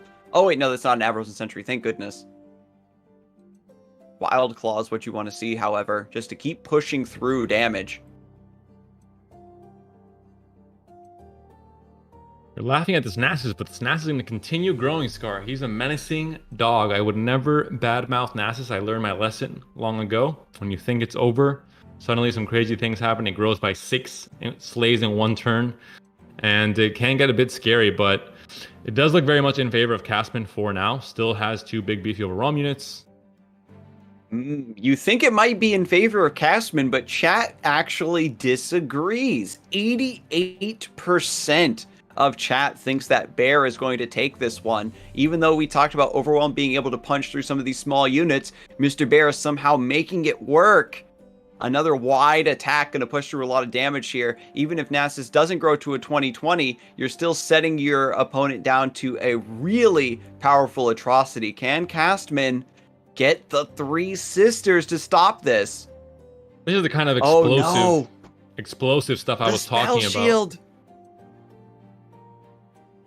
I think this might be it, Scar. We thought we had a chance. We had a retro overwhelm trying to do its thing. We saw Talia Alessandro win before. We were hopeful, but Omen Hawk comes in and says, "What's up?" We have Battle Fury to help out this Yeti do even more damage and try and push lethal here. But Atrocity comes in. There isn't any kind of thing you can use to pop the spell shield here, and that will be the game. Going to Mr. Bear with a 16 attack Nasus being projectile launched off a catapult straight into Casman's Nexus. That will be Mr. Bear sealing this game 3, winning it, advancing to top 3, and facing Turtles now in the losers final. Animal on animal action. I know that's what all the viewers in chat were hoping for. Your wish is our command, and yeah. Unfortunately for Casman, I think he had some matchups that overwhelm. He's in top 4 for a reason. I think it's a deck that can do very well, but because it's so one track in what it does, once you find that awkward matchup or that awkward board state, you find yourself like, oh, well, what can I do here now? It's not so much up to the player, it's more just the deck, the way it's built. And yeah, it's happened to me before, and it does feel bad. Really unfortunate for Casman. Strong run, however, and also unfortunate for Mr. Bear because he can't go to sleep just yet. You've got a couple more opponents to take down, my friend, and we'll see how you fare when we get back from this break.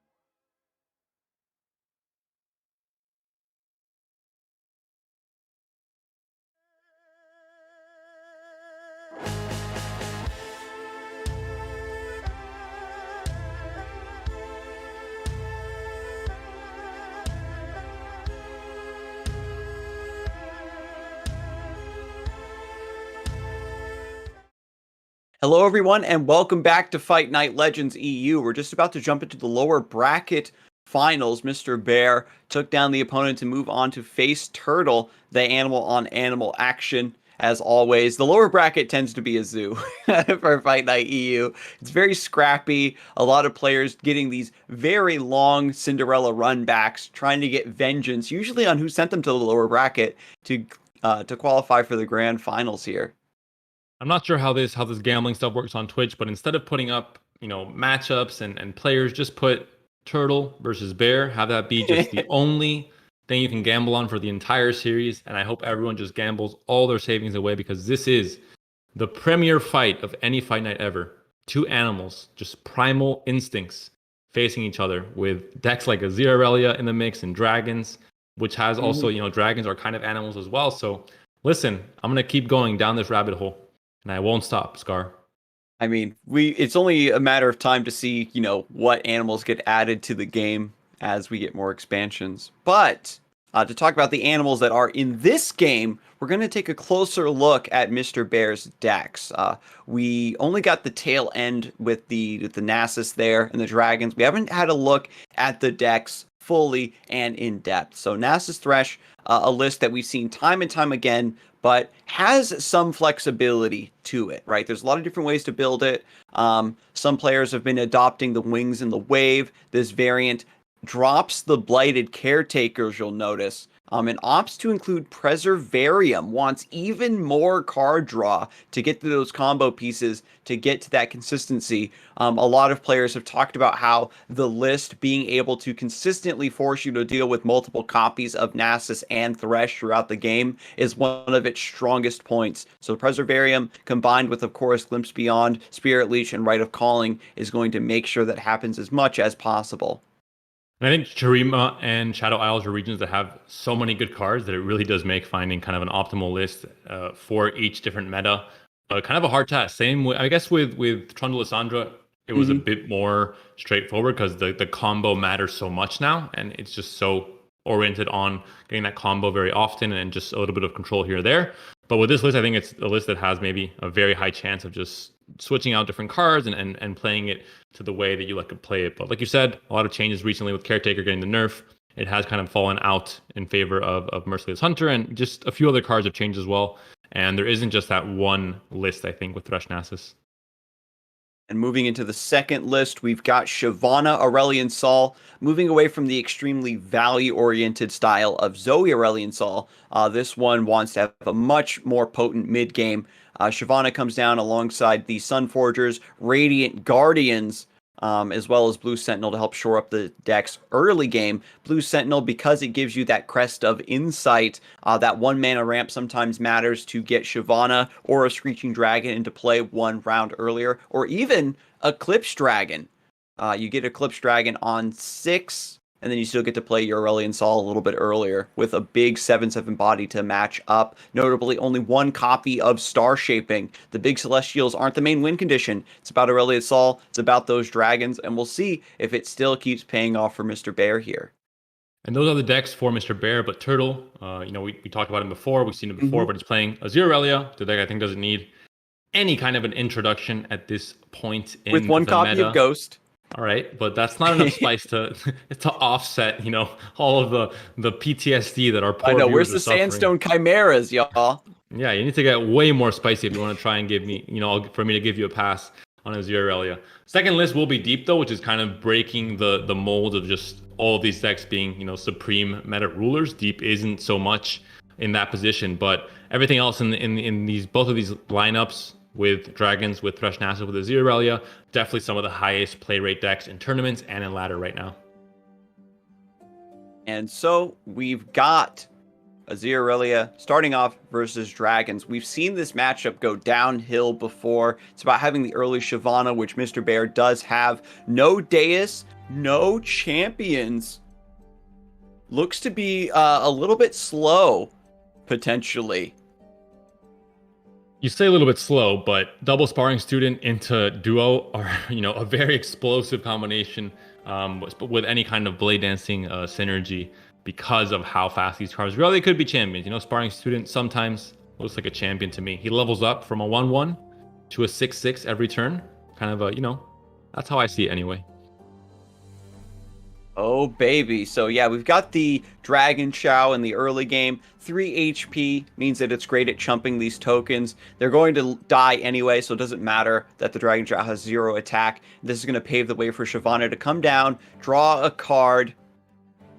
Oh, or no, maybe there's you no, have to sacrifice it here. there's no It's too much unit to damage. play. The Dragon Chow getting Sharp Sight for the first time in its life. Even the elephants matter. I'm telling you, this is all about the animal, Scar. Wait a minute. I look away. I look back. Why is there so much damage being threatened? Was it just because of Deus? It was, I'm telling you, the sparring students, they are like champions in this deck. It's just, they level up, then they level back down, and they level up again. It's a very complex, it's like the next level after champions, basically.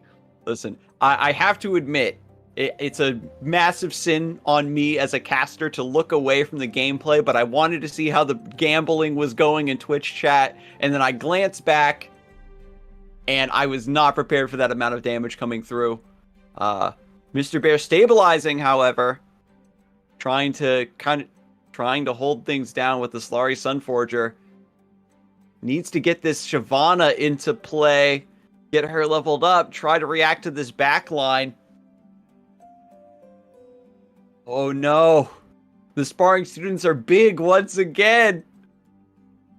Goes all in with the Dude Keeper.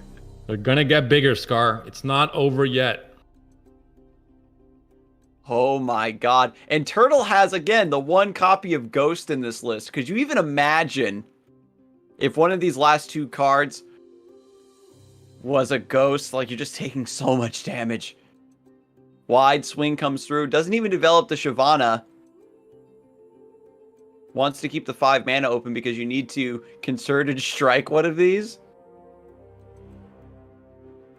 This is the first time that Dragon Chow ever got Sharp Sight played on it, and it might be the first time that it ever got concerted. I think you don't play. I think you just developed the Screeching Dragon instead, but could have been the first time for Dragon Chow in many ways, but not going to be the case. We were at 6 HP, we went back up to 11, and we're back now to 5 HP. So everything fluctuates here. Your Nexus HP, the sparring students' stats, everything is going up and down. But at the end of the day, Zilean unfortunately probably wins this. That is one sparring student finally getting taken down while it still hasn't had a chance to grow. And this is so risky, right? If you're the opponent here and you take the chance to develop, you give your opponent a window of opportunity to blade dance or play something that's going to potentially buff the sparring student out of harm's way. But that's not going to be the case here. Even if one of them goes down, there's still a second one to take its place. Shyvana also swinging through. Turtle might not even block here. Has to play around Shaped Stone. Can't risk this defender going down. But at this point, when you're at 5 HP, you have to just start taking massive risks, I think, to take down the opponent. Aurelia's already leveled up, and that means that she's going to start generating Blade Surges immediately. And it's my fault for doubting that double sparring student would maybe not have enough synergy to enable it. Everything came through. Solari Sunforger going to get stopped by Homecoming here. Azir also joining the party. The key cards for this matchup. Homecoming is so punishing against a lot of the expensive mid-game plays that Dragons wants to make. Gives you also a means to stop the combat tricks coming out of Mr. Bear. Cruising to a clean turn 1 victory. But we've seen this over the course of today's broadcast. You take the loss against Aurelia Azir, and then you try to 2-0 against the second deck. Doing so against Deep, maybe plausible. Maybe plausible. Only 4 mana to work with now, so you have to choose between one of the 2 cards you have left in hand if you're Turtle. I think Homecoming to play around the Sunforger, unless you're playing, reactively, in this case now, if Mr. Bear does something, then yes, maybe it might be optimal to play Homecoming. Otherwise, maybe just playing the duet is worth it because you're healing for 5, but then you're taking, another 19,000 over the course of the next 2 attacks. So it wouldn't really matter too much. Yeah, with the attack buff of Azir and Inspiring Marshal, you're offsetting that healing. Mr. Bear would need to have with no lead and follow or Homecoming to sidestep it. Mr. Bear needs to have double, triple, single combat here so that the Solari Sunforger just hits as many things as possible. And now, And because you have the chance to get reactive value from the homecoming, then yeah, it might be worth it to just do this now and just go for a full attack without doing any kind of blade dance, because it's going to be such a big attack anyway. You're going to get good trades against, the Screeching Dragon and the Savannah, or your opponent just surrenders and accepts that that was some wild, wild stuff. Turtle, thinking he was going to be slow, but comes at you fast, playing the mind games, trying to go against his identity as an animal. I think there's a lot more to it than just a Zero Relia, obviously. The deck is strong, but I think it's more the mind games that won the game for Turtle there.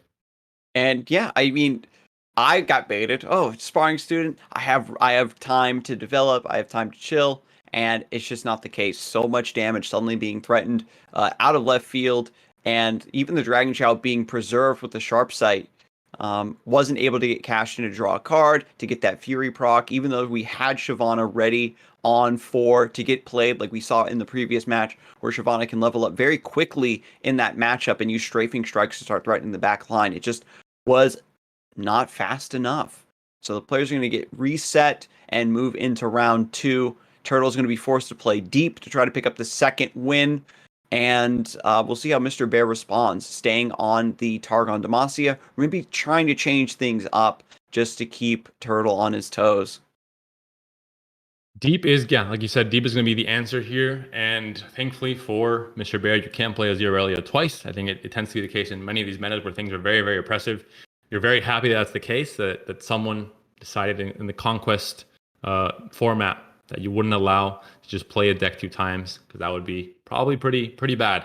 Would ruin a lot of fun, I think. But we'll see deep. I mean, in these 2 matchups, what's your consideration? Obviously, the matchups aren't very fast. Thanasis and Dragons are both not exactly the fastest decks in the game. So I think that gives Deep a lot of breathing room to do its own thing and eventually come at you with its own combo turns.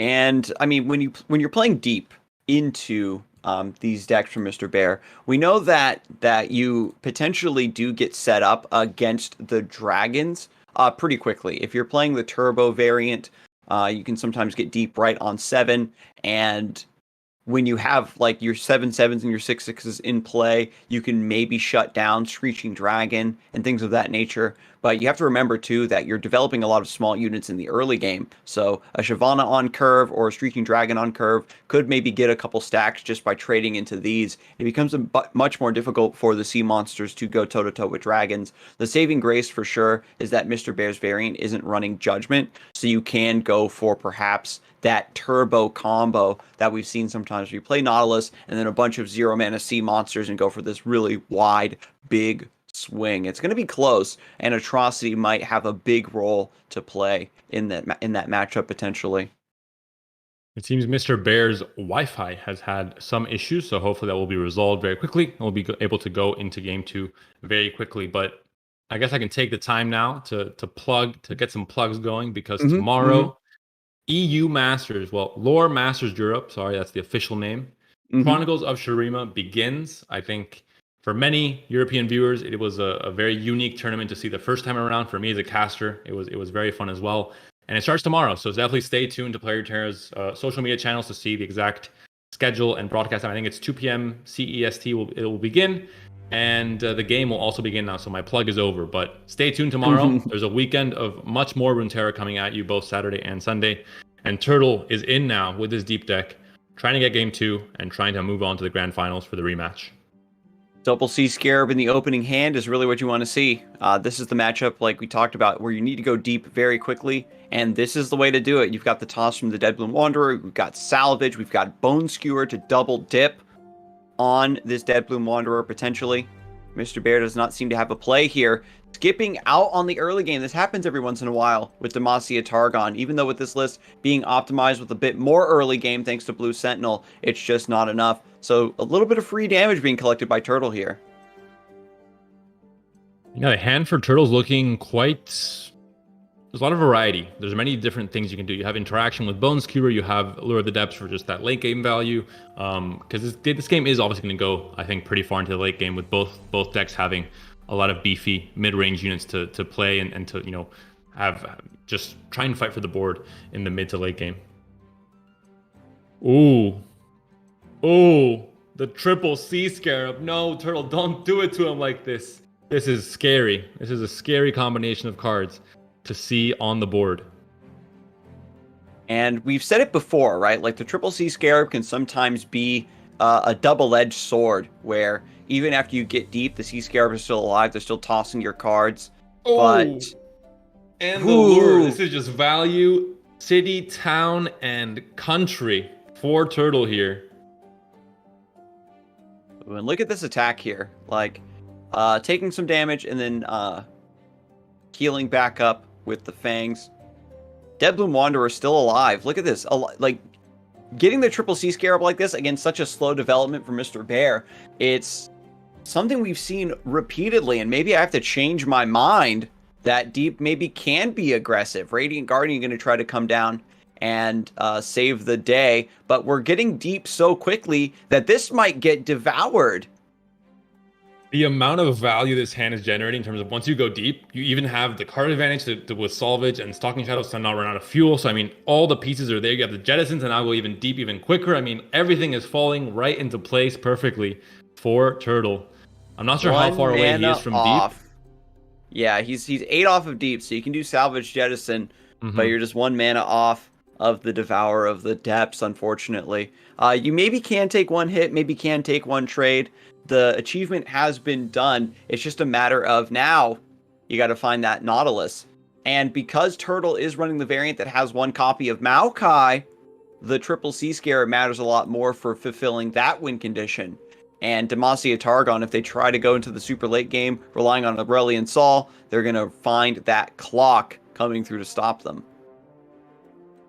There's a surprise deep. You could block with a Sea Scarab, but you don't need to, because obviously now Devourers at 7 HP are going to be able to take down this Radiant Guardian. That was, the consideration here is a sharp sight to trade, but I think that's not the end of the world. You're getting a pretty good tool out of Mr. Bear, and you have the Bone Skewer if you want it here to just make sure this Screeching Dragon dies. And you want to try and clear the board here, because this is going to be the combo turn kind of for Turtle, with 2-for-1s with Devourers, able to flood the board, and depending on what you draw, with double Lure of the Depths already played, if you draw Abyssal Eyes, for example, from Stalking Shadows, things can get out of hand very quickly. Or so Sea Scarab comes back out. Thanks to Bone Skewer, it's no longer silenced. Get a nice 0 mana 5/6. And then we're going to stalk. More Devourers coming through to eat all of the Shyvanas and all the Screeching Dragons that potentially get developed here to hold down this stage of the game, as Turtle is constantly threatening to play a Nautilus any round now. And you're set. I mean, you have 4 mana Devourers. What else do you want in life? You just eat everything your opponent plays and just keep swinging. And then more tosses come through, just to make absolutely certain, get rid of all of the cards, and then you guaranteed to draw a champion. And that's the biggest problem with these crazy starts, where you have, you can go deep so quickly, but once you go deep, you're looking at your hand and it's just empty. But there was such a great balance of all these different tools in Turtle's hand for that to never be an issue. And had Stalking Shadows, had the Salvage, for example, and now he still has this great value, but still a lot of fuel to keep going for the next few turns. And Jaw Hunter helps. More fuel! Let's go. So many sea monsters being generated. They're all discounted. You're able to just outplay the dragons, right? When they want to play a big body, they have to spend so much mana for it. And if you can play 2 big things to their 1, you're just going to win around the sides. Mr. Bear down to 3 HP. Not even with a Nautilus in play. Especially last turn where that Eclipse Dragon was played for 7 mana. It really shows the difference, in terms of playing 1 thing for 7 mana and then Turtle just going off and doing, 1,000 different things with his mana that he has available, and things that are even more impactful than the Eclipse Dragon is. So, yeah, this is the case. This is really where this deep deck shines. In this early mid game where it can get this, or mid to late game where it can get all this value and all these things you've been working towards onto the board at once and really get that advantage in this moment. And Turtle now closing in on going 2-0 in this set and putting Mr. Bear to rest. Devourer of the Depths, finding another juicy target. Get rid of this lifesteal. Another 7/7 being developed. There is mana for Concerted Strike. There it is. You have to accept it, but we go again. The second Devour can come in. I believe they're not both ephemeral. I believe there is one that, is still intact. Eats, and because again, no combat tricks, no sharp sight to mess with this math, it's much better, of course, just eat this big target. You don't have good trades if you're Mr. Bear anyway. If you're swinging in, all you're doing is healing for 5, which gets offset. But taking 7 next turn because you can't block. So the math does not check out there in any country, not EU, not Singapore, or NA. And this is looking like...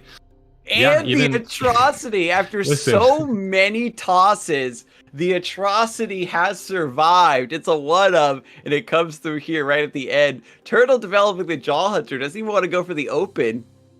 If someone asks me why I should play deep, I'm just going to link them this game because it really, I think, highlights everything about why this deck is so fun. If, of course, you draw every single card in the right order like Turtle has. But definitely an explosive turn here or just game here for Turtle. Just completely nutty curve. The Sea Scarabs, the Bone Skewer right when he needed it. Has the atrocity, doesn't care about the concerted strike. And Turtle advancing from the lower bracket, going to be taking on Pavalici in the grand finals. And the rematch happening from the winner's final. Pavalici took that 2-1 or 2-0 rather against Turtle. So Turtle has, right now he's on a pretty good roll. I think the game is wanting him to win this match. He's got a great hand in it, but did he spend all his luck?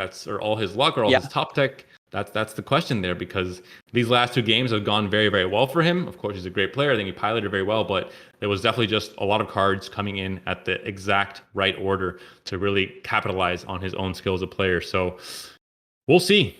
If Pavalici did it once, I think he can definitely do it again. I think he's confident, and of course he has that chance that Turtle has to go for the bracket reset and then get another series win. So it will be quite difficult. We're going to a very quick break, and we'll find out after this who will win this week's Fight Night tournament.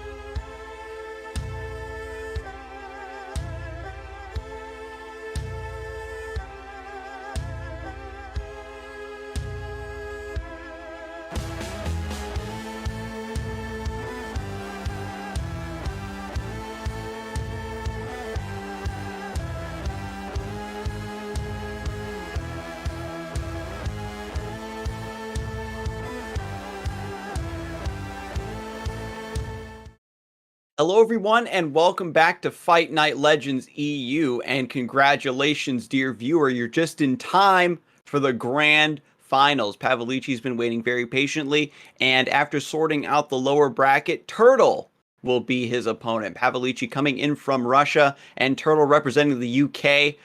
Didn't get knocked out by the UK Civil War this time, trying to claim a second victory in Fight Night EU. And we always have these debut players that tend to do a very good job, that make it to winners finals, sometimes grand finals, sometimes win the entire tournament. And this time it is Pavalici's. Normally it's a Spanish player, but I'll accept Pavalici coming in as a Russian player that we didn't know too much about. But, 2-0 against Casman, 2-1 against Castasio, 2-0 against Turtle in the winners final. And now the rematch from Turtle coming back up all the way through the losers bracket and trying to find that win now against him. But quick reminder for all the viewers at home, this is, of course, a situation where Turtle has to win 2 best-of-3s in a row because Pavalici has never lost in this tournament yet. He has that advantage to his name. If he loses the first best-of-3, that would be the bracket reset, and Turtle would have to win the next one as well. So he has one life kind of, saved up for him, one little heart to play Mario or many other platform-type games. You know what I'm talking about. Yeah, so the extra life does matter a lot, where if matchups or the lineups from both players are very close in terms of the matchup spread, if you shuffle those cards and you go again, who knows how a best of 3 can shake out. And this will, again, be a rematch for these players already, and we'll have to see how they adapt. We're going to refamiliarize ourselves with Pavalici's deck lineup because we haven't seen them play in just a little bit. And Pavalici, of course, for their first deck, has brought the Aurelia Azir, pretty classic formulation here. Has the double Nopify, right? Nopify wasn't originally in the deck and eventually made its way in because you needed a way to even further counter the counters. This deck had such a high play rate that the rest of the metagame was forced to adapt and start running like a lot of things like Culling Strike and etc. And Nopify scoops up a lot of those tempo answers. And so you're looking to just do the standard game plan, but have even more pressure against your opponent being able to disrupt those combos. For Pavalici's second deck, it is TLC. This deck took a back seat in the metagame with the arrival of Azir Aurelia. And we talked about it a little bit earlier in the broadcast that after some brave souls have still stuck to this deck, played the matchup a lot, have contested that it's not as bad as it seems at first blush, and Pavalici adopting the newer tech of double Ruination to catch up a lot of mid-game dragon decks, and it's one of the fantastic answers against Lady of Clouds, which we haven't seen in today's broadcast, but we have seen previously and on the ladder in general. So I do like this spread with double box and flash freeze, just so you get that frostbite effect instead of having to pay an extra mana the way you would with the Three Sisters. Yeah, Pavalici is just a very classic player, bringing 2 classic decks that have proven, that have done great things in Runeterra in the past few months, or in the past month for Azir Aurelia. And he's in the grand finals for a reason. I think they're decks that he didn't take any chances, didn't add too much spice, not even a single ghost in Azir Aurelia to try and bring that up a bit, make it a little bit less bland. But why change anything if it's working? Why change it? If it's not broke, don't fix it. And Pavalici knows this very well, which is why he's in this grand final. And he's played, I think, very well as a pilot. We've seen no mistakes, no glaring issues, no nerves, no kind of the pressure getting to him in what could be, his first big tournament here, at least on Fight Night for sure. So definitely impressed with his showing. We'll see if Turtle has the mental fortitude to win 2 best-of-3s in a row against what is a lineup with very few weaknesses, considering Azir Aurelia and TLC being 2 very strong decks regardless of matchups.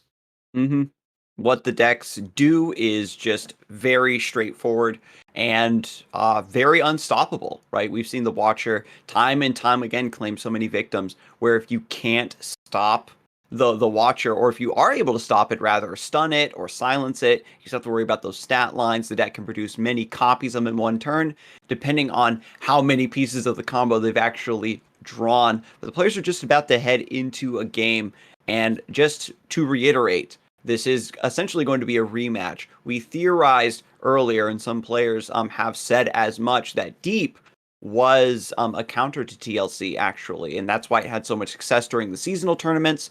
Even during the NA seasonal, it was both players in the finals had brought Deep as part of their lineups, and maybe this new shift with the double ruination is going to be the thing that changes that that perception. Both players, I think, are in challenge and are getting ready for this match. Of Yep. course, Pavalici has had a bit of a rest. It tends to happen. That's also an advantage of just winning all your matches, that you get the chance to view maybe your opponent while he's playing, get to see kind of his play patterns, his kind of subtle, specific ways of playing specific decks that you might know, obviously, as meta decks, but maybe they do a certain thing on a certain turn. You can kind of pick up on that. So might have had a bit of an edge in that regard as well, whereas Turtle has just been going and going and going, and he was playing the loser final as well against Mr. Bear, so he hasn't had that much of a rest. We'll see if that maybe affects his mental game as well, but could be a very quick 2-0, again, a repeat of the winner's final, or this could be Turtle trying to get the reverse sweep or the bracket reset and get the win in this tournament. And Turtle's someone that's won before, so he's no stranger to winning a Fight Night tournament. Could definitely use that experience to his advantage coming into this game.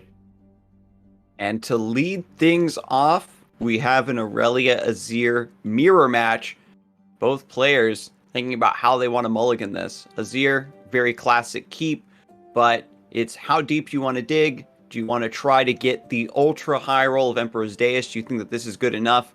Sparring student on Pavalici's side, 2 of them, and we saw how explosive this was before.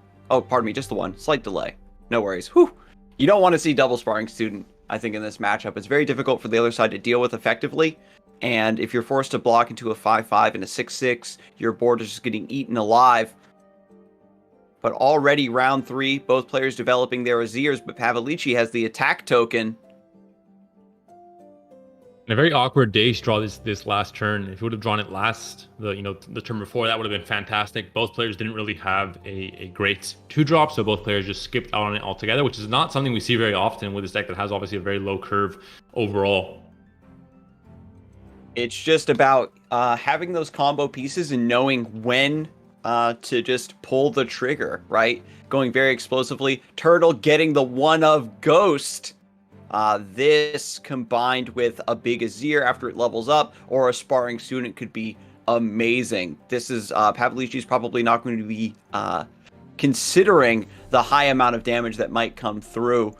Double Nopify does perhaps slightly favor Pavalici in this mirror match, simply because you can stop your opponent from casting lead and follow, so they don't get those additional reps, or you just Nopify a flawless duet.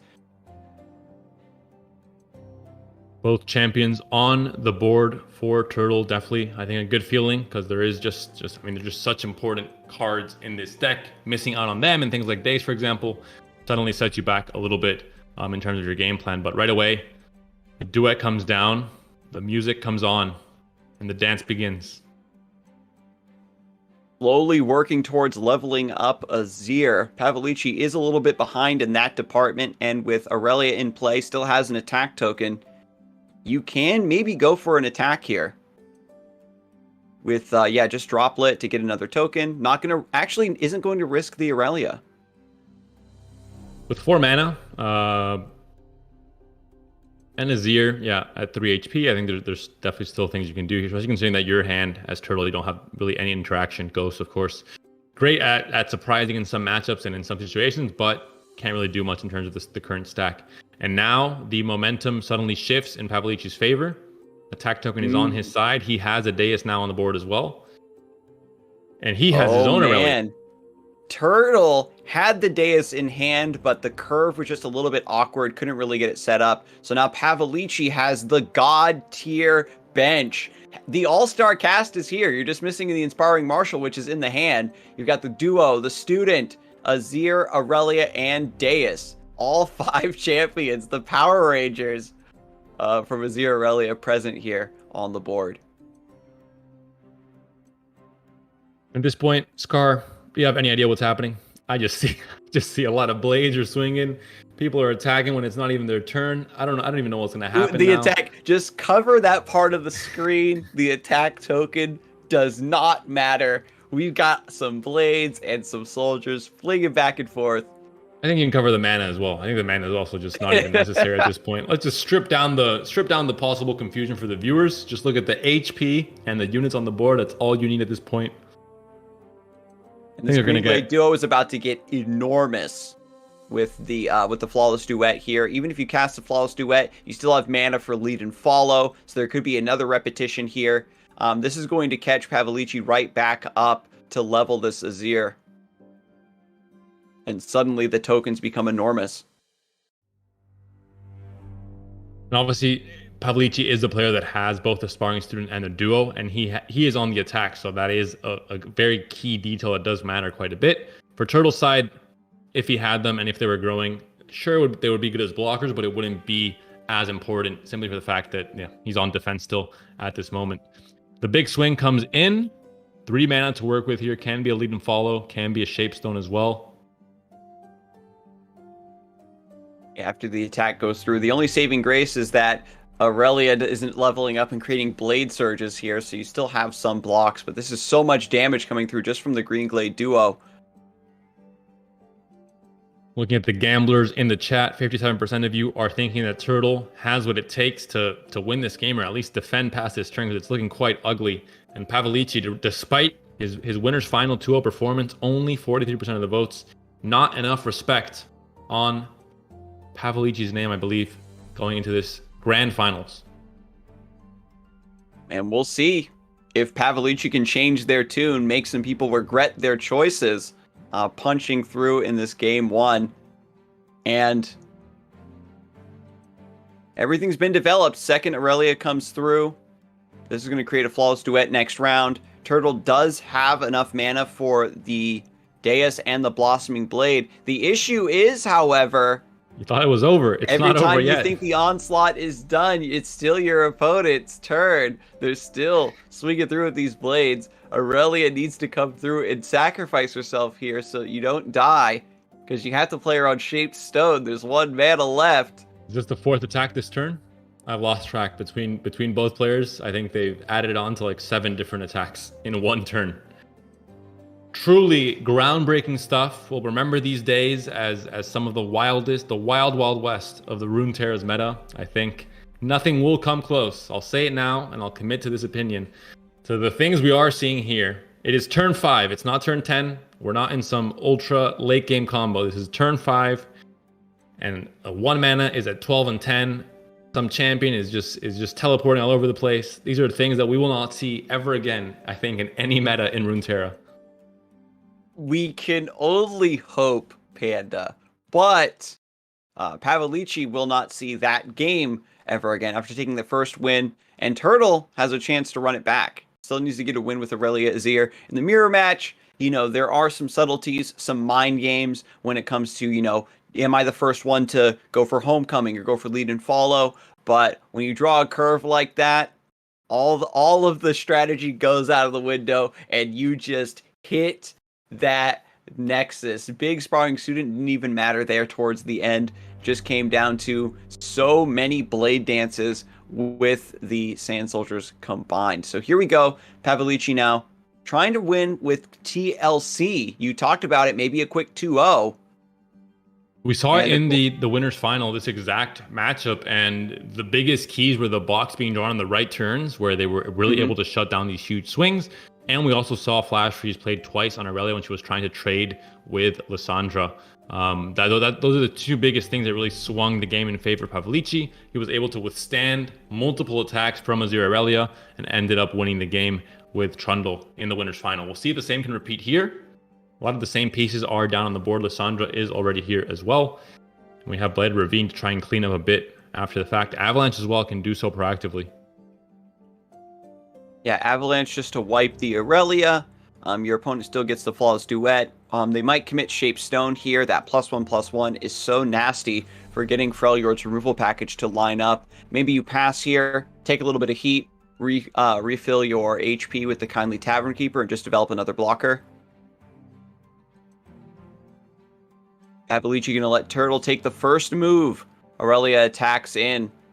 And this is the mind game, right? Like, oh, you have a unit with 3 HP and tough. I very clearly have Shaped Stone. So how much damage are you willing to take?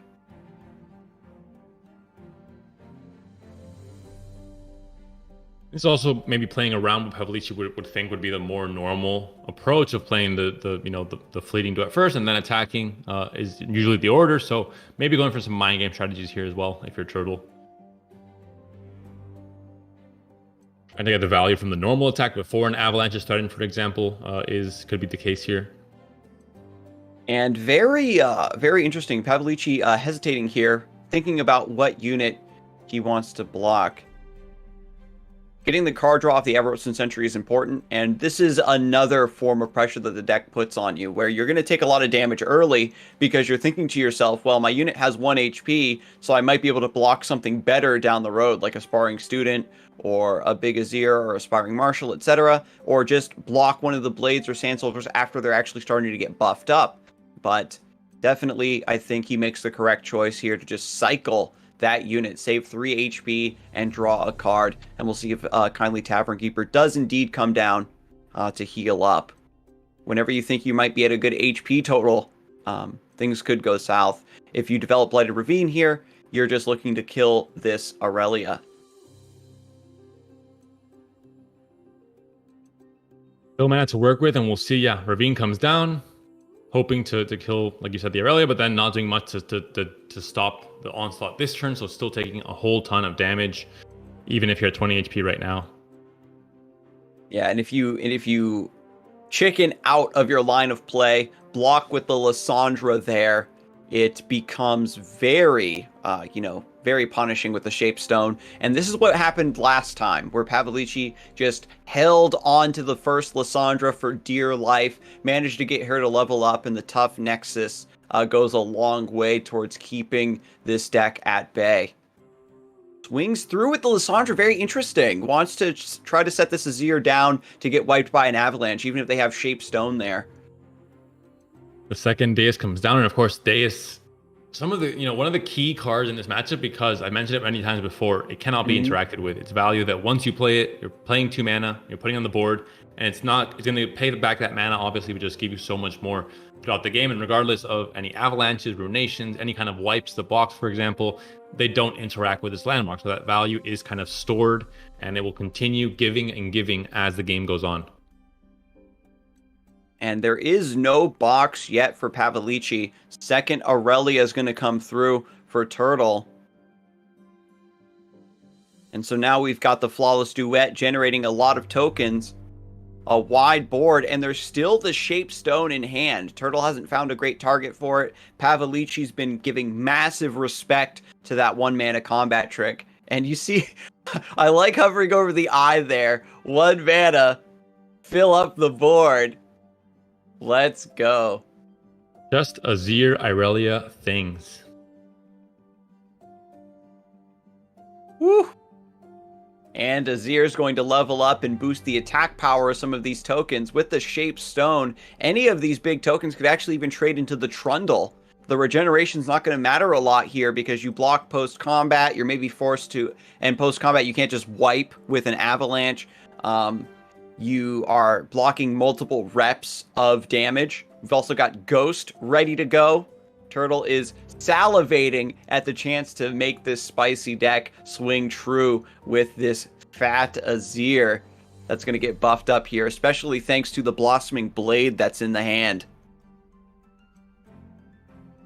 Yeah, it's so much, so cheaply, and just so much impact on any single one of the cards you play. Once you have your combo pieces on the board, once you have obviously the level up on Azir and Aurelia, it becomes such an uphill battle of just defending and defending and defending until you can't defend, and then you're dead.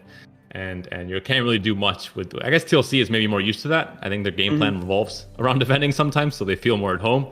But overall, it never feels, I think, like really you can fight. Especially in the case, in situations like these where it's just the value that you're creating. Your opponent had double Deus and no box come through, and we saw in the previous set how that was such a key card for the matchup. And any deck, no matter what you're playing, I don't think even comes close to surviving against this. All this damage has come through, all these reps have come through, and there is still an attack token for Turtle. And we saw TLC, the same TLC, winning against Zilean in the winners final. So there are cases, of course, where it can occur, but there are other cases where if I think Zilean doesn't mess its own game plan up and it draws optimally or close to optimally, regardless of what you try and do, regardless of what deck you're playing, you are going to have a bad time, because it's just, I think, again, the generation of value is so unlimited. There's really no stops. There's no one saying, "Hey, chill out. You can't attack with so many units in one turn." There's no restrictions. It's just everything is in, and there's no rules. The Wild West of Runeterra. I think that's how I like seeing that deck. But Turtle equals the series, trying to get the bracket reset if he wins this game as well. This could be a match point though for Pavalici if he's able to take the win with TLC versus Deep. And this is another matchup that, you know, has entered a very nebulous state where a lot of players who play Deep, you know, you get your Nautilus early, you hold on to it until after your opponent plays the Watcher, you shuffle those sea monsters back in to survive that win condition and just have more fuel to overtake the game from there. However, Pavalici was able to wait, get the combo, play 2 copies of the Watcher, and just swing through and threaten lethal with the, I believe it came down to Bladed Ravine top deck. So it's still pretty close, and despite everything, you need to protect your Nexus total alongside your deck if you're Turtle here. Playing this matchup again, there will be some adaptation, of course, and we'll see how things play out. A pretty good hand with the Lure of the Depths coming in earlier on, just to get that good value, of course. You have the Nautilus already there. You have the Abyssal Eye, which is great. I think it's difficult to block elusives in this case for Pavalici. No Ruination is the biggest thing. These smaller removal spells like Avalanche aren't going to matter too much against Deep. Sea Scarab is a great card to pick up. Turtle early carrying on over the buff from the lower bracket, drawing just the cards needed. We'll see if the Sea Scarab Deep Turbo plan comes to fruition. Maybe if Turtle just has a massive board of sea monsters at round 7, right before the Spectral Matron combo has a chance to hit the board. That could be the way to go. Gonna throw Dead Bloom Wanderer in on the pile for this Blighted Ravine, just for the sake of getting that toss and getting 5 damage here. Yeah, get some damage. I mean, he knows it's going to die, but when it's dying, it's at least giving some extra value to the Scarab as well. The Vile Feast could play around that, but I think you don't want to kill your own Spiderling, so just do that a bit later. But hopefully not too much later, because Sea Scarab, of course, does have the deep tag, so it can suddenly get a lot of stats if you wait too long and play too cautiously. 7 away from Deep. That means the Drag Dredger and the Jettison will fulfill this condition. And we're already Deep a couple rounds ahead of Nautilus even hitting the board. Double Jettison maybe to react to the Vile Feast here.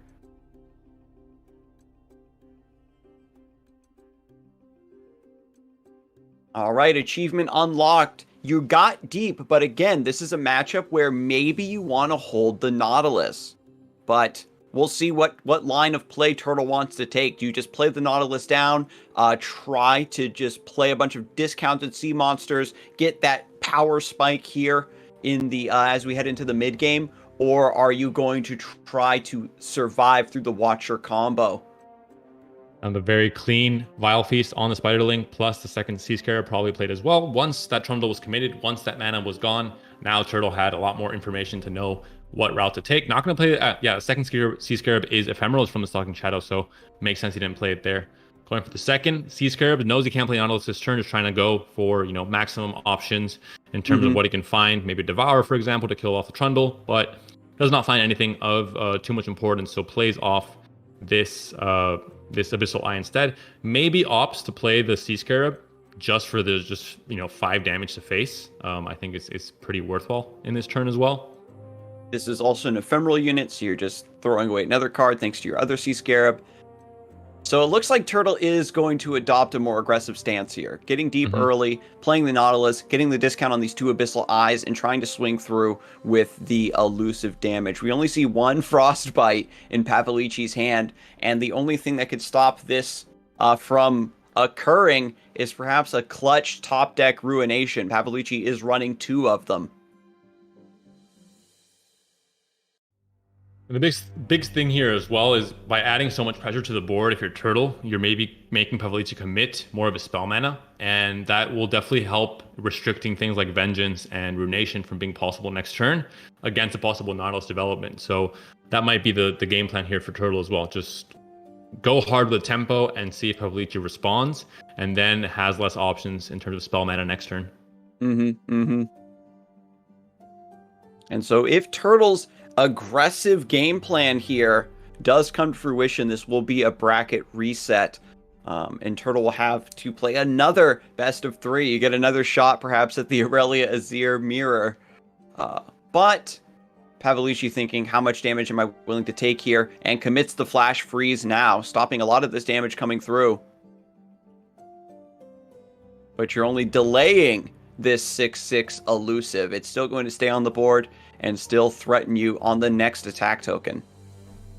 12 HP as well, a pretty important number to keep track of in terms of Atrocity being a possibility. I'm not sure if it was already discarded or tossed, but if it wasn't, there is one copy in Turtle's list.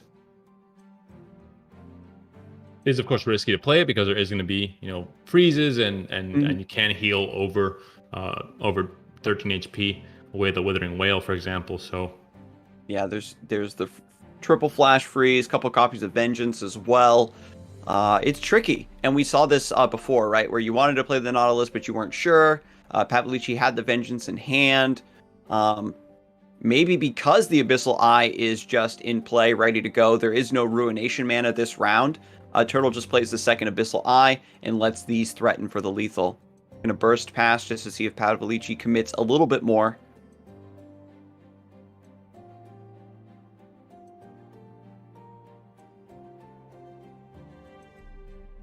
there is the second Abyssal Eye coming down. 12 HP exactly being threatened. There is a Withering Whale in hand that can help Pavalici heal up to 15 before taking the hit. So we'll be surviving on 3 HP. And of course, there isn't really any burn in Turtle's deck aside from Atrocity. Yeah, so just going to pre-commit that right now. Going into the next turn with maximum mana. Does have 9 exactly. Can threaten Ruination. Turtle taking a big risk by developing here.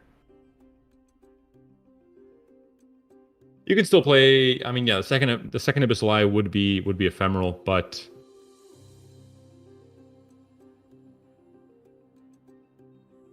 I think you do play at this point. I think you take your chances here.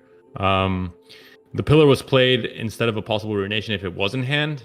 Maybe that could be probably just being very patient. But maybe just attack here.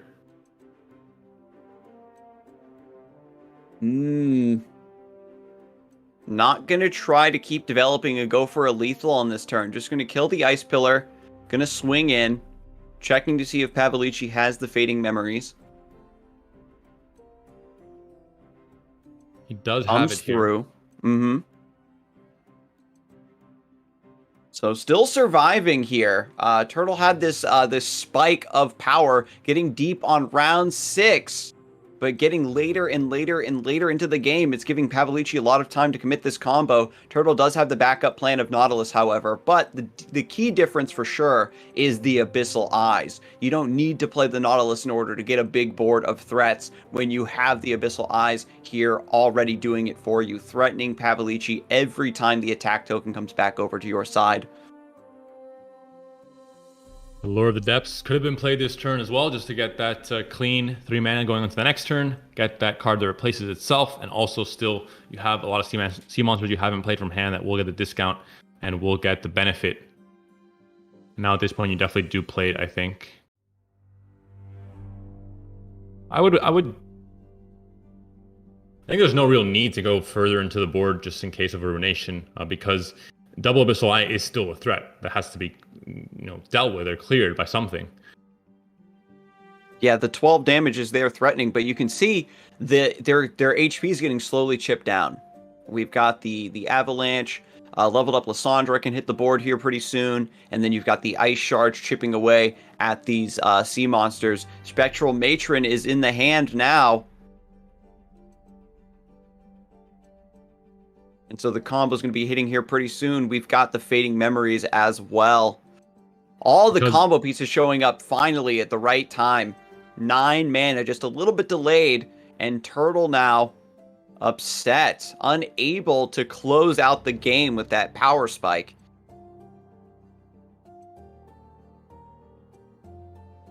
And now can't play the Nautilus this turn either. Does have Shipwreck Hoarder, however, Yeah, fortunately off the Jaw Hunter, with Watcher hitting the board potentially soon, destroying the deck. You can use Shipwreck Hoarder to shuffle treasures into your deck, and then top decking a Plate Worm Egg or Keel Breaker or even Treasure Trove could pull off a miracle here.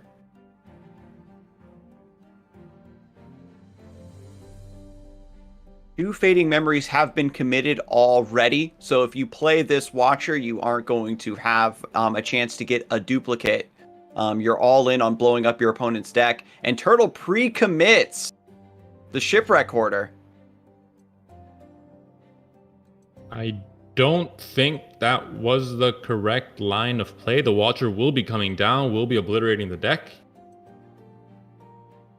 I think first committing under Nautilus is already a problem.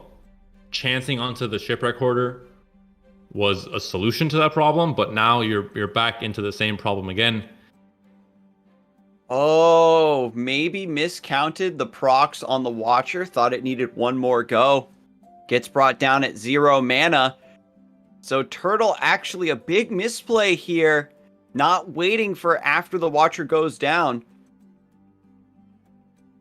Second time now that he's not been able to handle this matchup, I think, in the correct way that Deep should be handling it. First too patient, and then when you have to be patient, too rash in his actions. So didn't quite work out for him here. I think that's going to be with the Watcher's effect that we all know and hate, definitely don't love. Yeah, I think this rounder comes in here.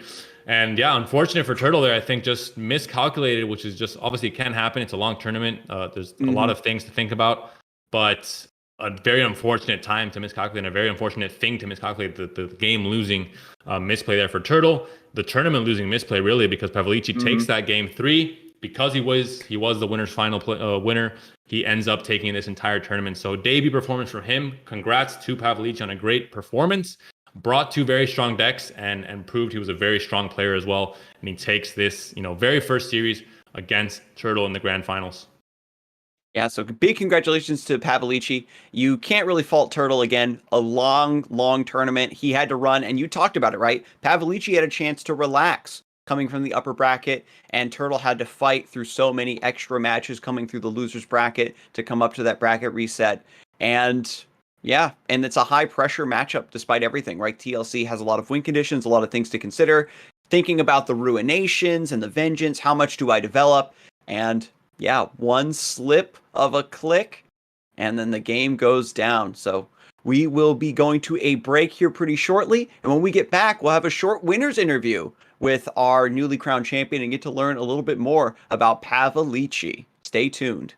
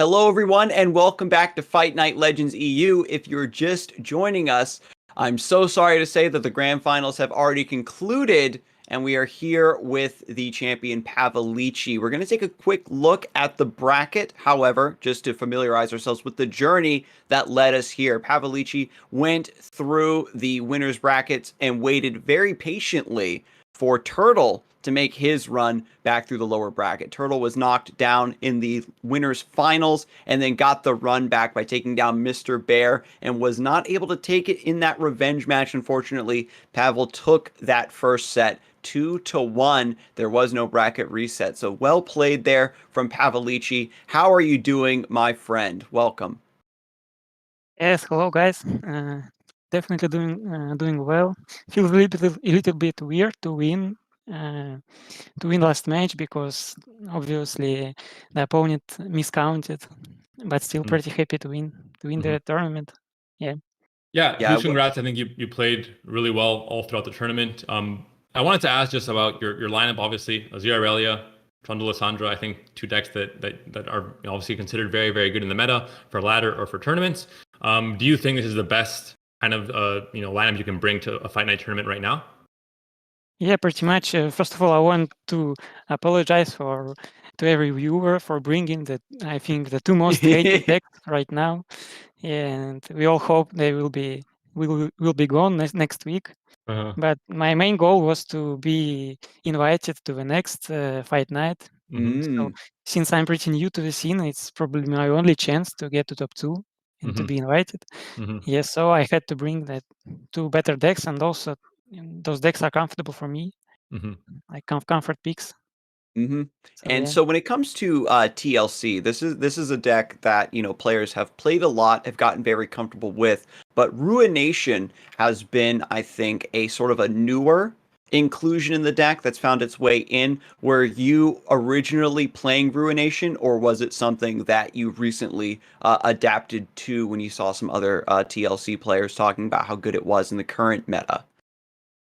Yeah, I was trying two variants actually, and they differ in first variant was having one ruination, and second was having two, and the only difference is 5 mana, kill your unit and revive it. I don't remember how it's called, but I was expecting a lot of dragons, so I decided to pick two ruinations. Yeah, I think it's with the current meta, people are maybe going more in that direction, having a bit more interaction, a bit more counterplay, and not just focusing only on the Watcher combo. I think you're maybe drifting away from that a bit. I wanted to ask you a bit about just the Russian Runeterra scene right now. I know there's many kind of like daily cups and stuff that I see on Twitter posted sometimes, but I think for us in Western Europe and in Americas, of course, we don't have a complete grasp on the scene. Could you just maybe briefly, if you want to go over, how you feel the scene is looking right now, how strong it is, how many good players there are? How do you think Russia is right now in just the global scope of things for Runeterra?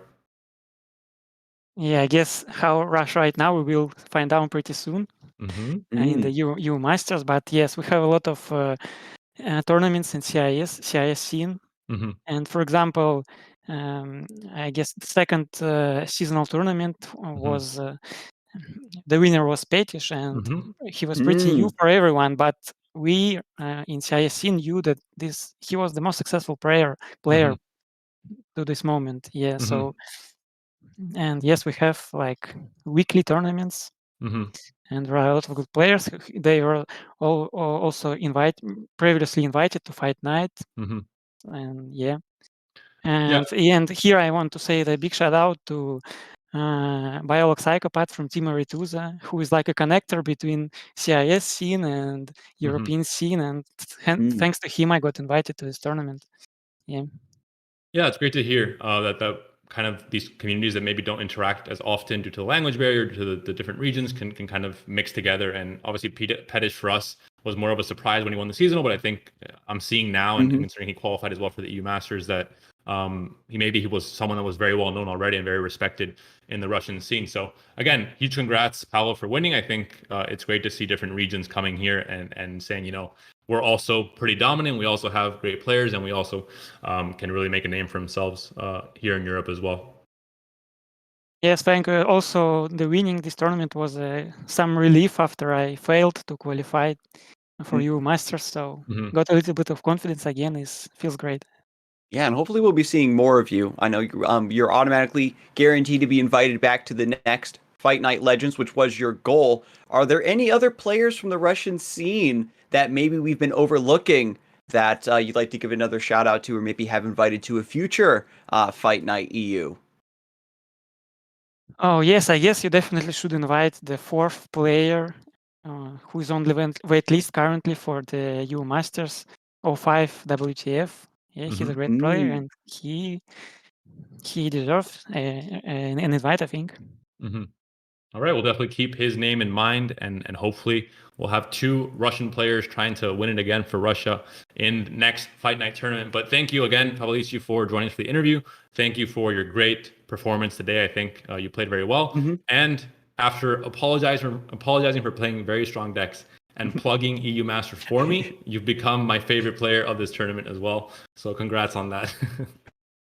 Yeah, thank you for the great tournament, and have a great cast tomorrow, I guess, Panda.